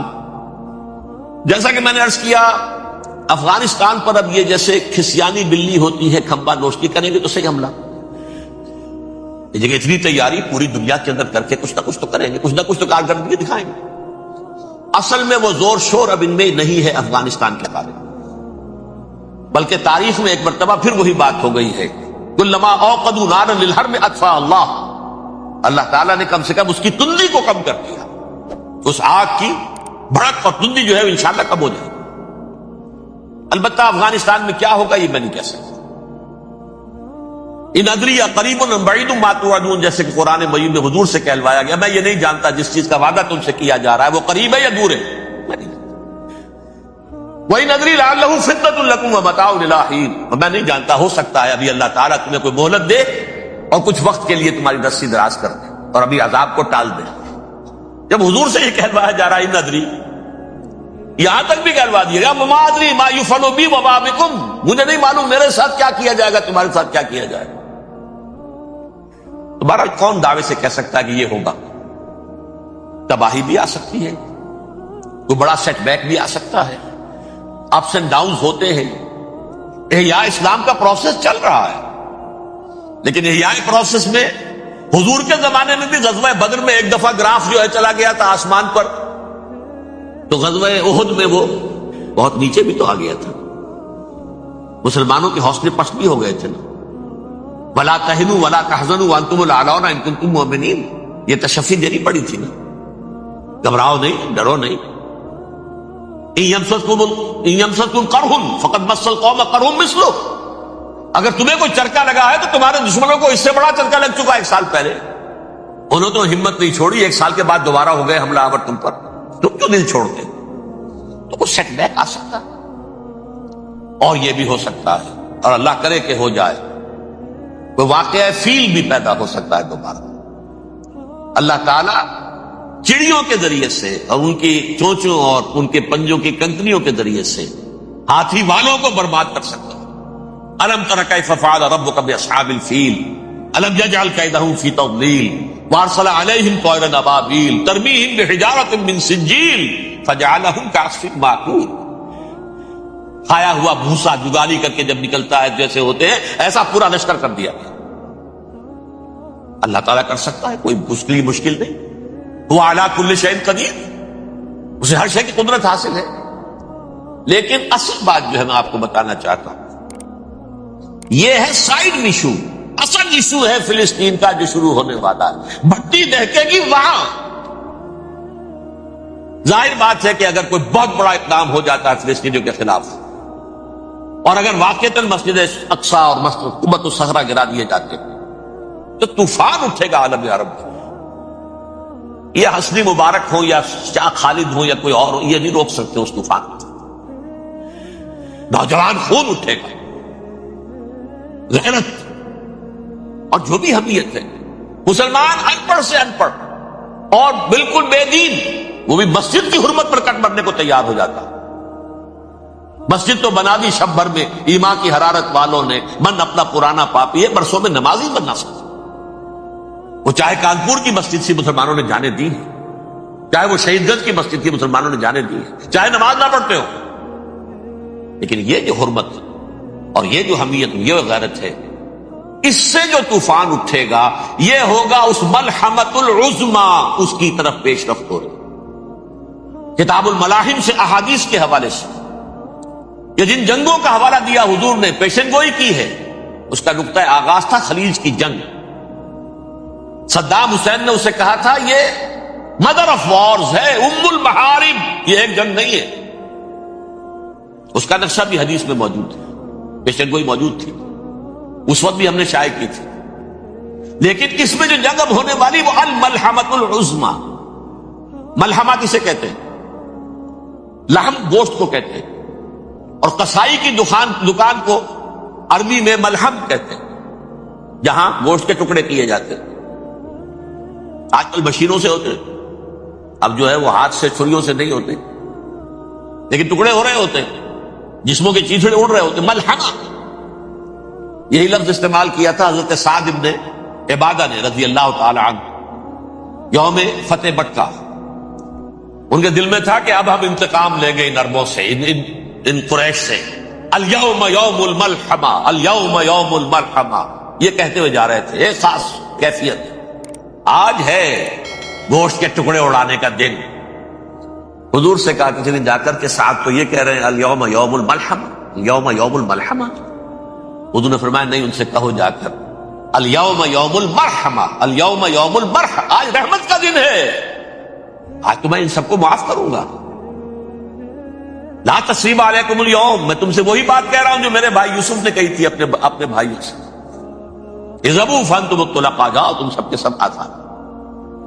وہ ملحمہ ہے جس کو کہ حضور نے حضرت معاذ بن جبل رضی اللہ تعالیٰ عنہ، اس کی روایت ہے، اس میں سے جو ابو داؤد میں روایت آئی ہے اس میں الملحمۃ العظما، عظما مؤنث ہے اعظم کا۔ آپ کہتے ہیں جنگ عظیم اول، جنگ عظیم دوم، عظیم کا باپ ہو گیا اعظم، سب سے بڑا، اور اس کا مؤنث ہے سب سے بڑی، عظما۔ الملحمۃ العظما، سب سے بڑی لڑائی۔ میرے نزدیک یہ وار کے معنی میں نہیں ہے، بیٹل کے معنی میں۔ انگریزی میں یہ دو لفظ علیحدہ ہے، وار، بیٹل۔ وار سالوں کو محیط ہوتی ہے، بیٹل کسی ایک خاص جگہ پر جو لڑائی ہوتی ہے اس کو کہتے ہیں۔ حضور کے اور قریش کے درمیان 6 سالہ وار تھی، جنگ تھی، لیکن battles, battle of Uhud, battle of Badr, یہ بیٹلز تھی، لڑائیاں تھی۔ تو عظیم ترین جنگ شاید اس اعتبار سے نہ ہو جیسے کہ ورلڈ وار 1 اور ورلڈ وار 2، یعنی اس کی وسعت کا اتنا معاملہ نہیں اور طوالت کا نہیں، لیکن جو لڑائی جو ہے بیٹل ہونی ہے، جس کو کہ یہ لوگ، یا چونکہ میں نے کہا تھا شروع میں کہ سرما ہے میری آنکھ کا خاک حجاز و ہول قدس، نیو ٹیسٹمنٹ کی آخری کتاب ہے the book of revelation, revelation of Saint John, اس میں آرمگڈون کہا گیا ہے اسے۔ ہر مجدون، یہ عبرانی لفظ ہے، ہر کہتے ہیں اونچی جگہ کو، سطح مرتفع، مجدون میگیڈو، میگیڈو ایک وادی ہے، مرتفع، وادی مرتفع، یہ ہے واقع لبنان، اسرائیل اور شام کے درمیان جو ٹکڑا، جو ٹرائنگل بنتی ہے، یہ ہے، یہاں پر بڑی جنگ لڑی جائے گی، اور یہ جنگ جنگ صلیب ہوگی جو کہا ہے بش نے، یہ جنگ صلیب۔ سیکنڈ ملینیم شروع ہوئی تھی تو پہلی صلیبی جنگ ہوئی تھی، تھرڈ ملینیم شروع ہوا ہے، یہ سیکنڈ صلیبی جنگ ہے، یہ کروسیڈ ہے۔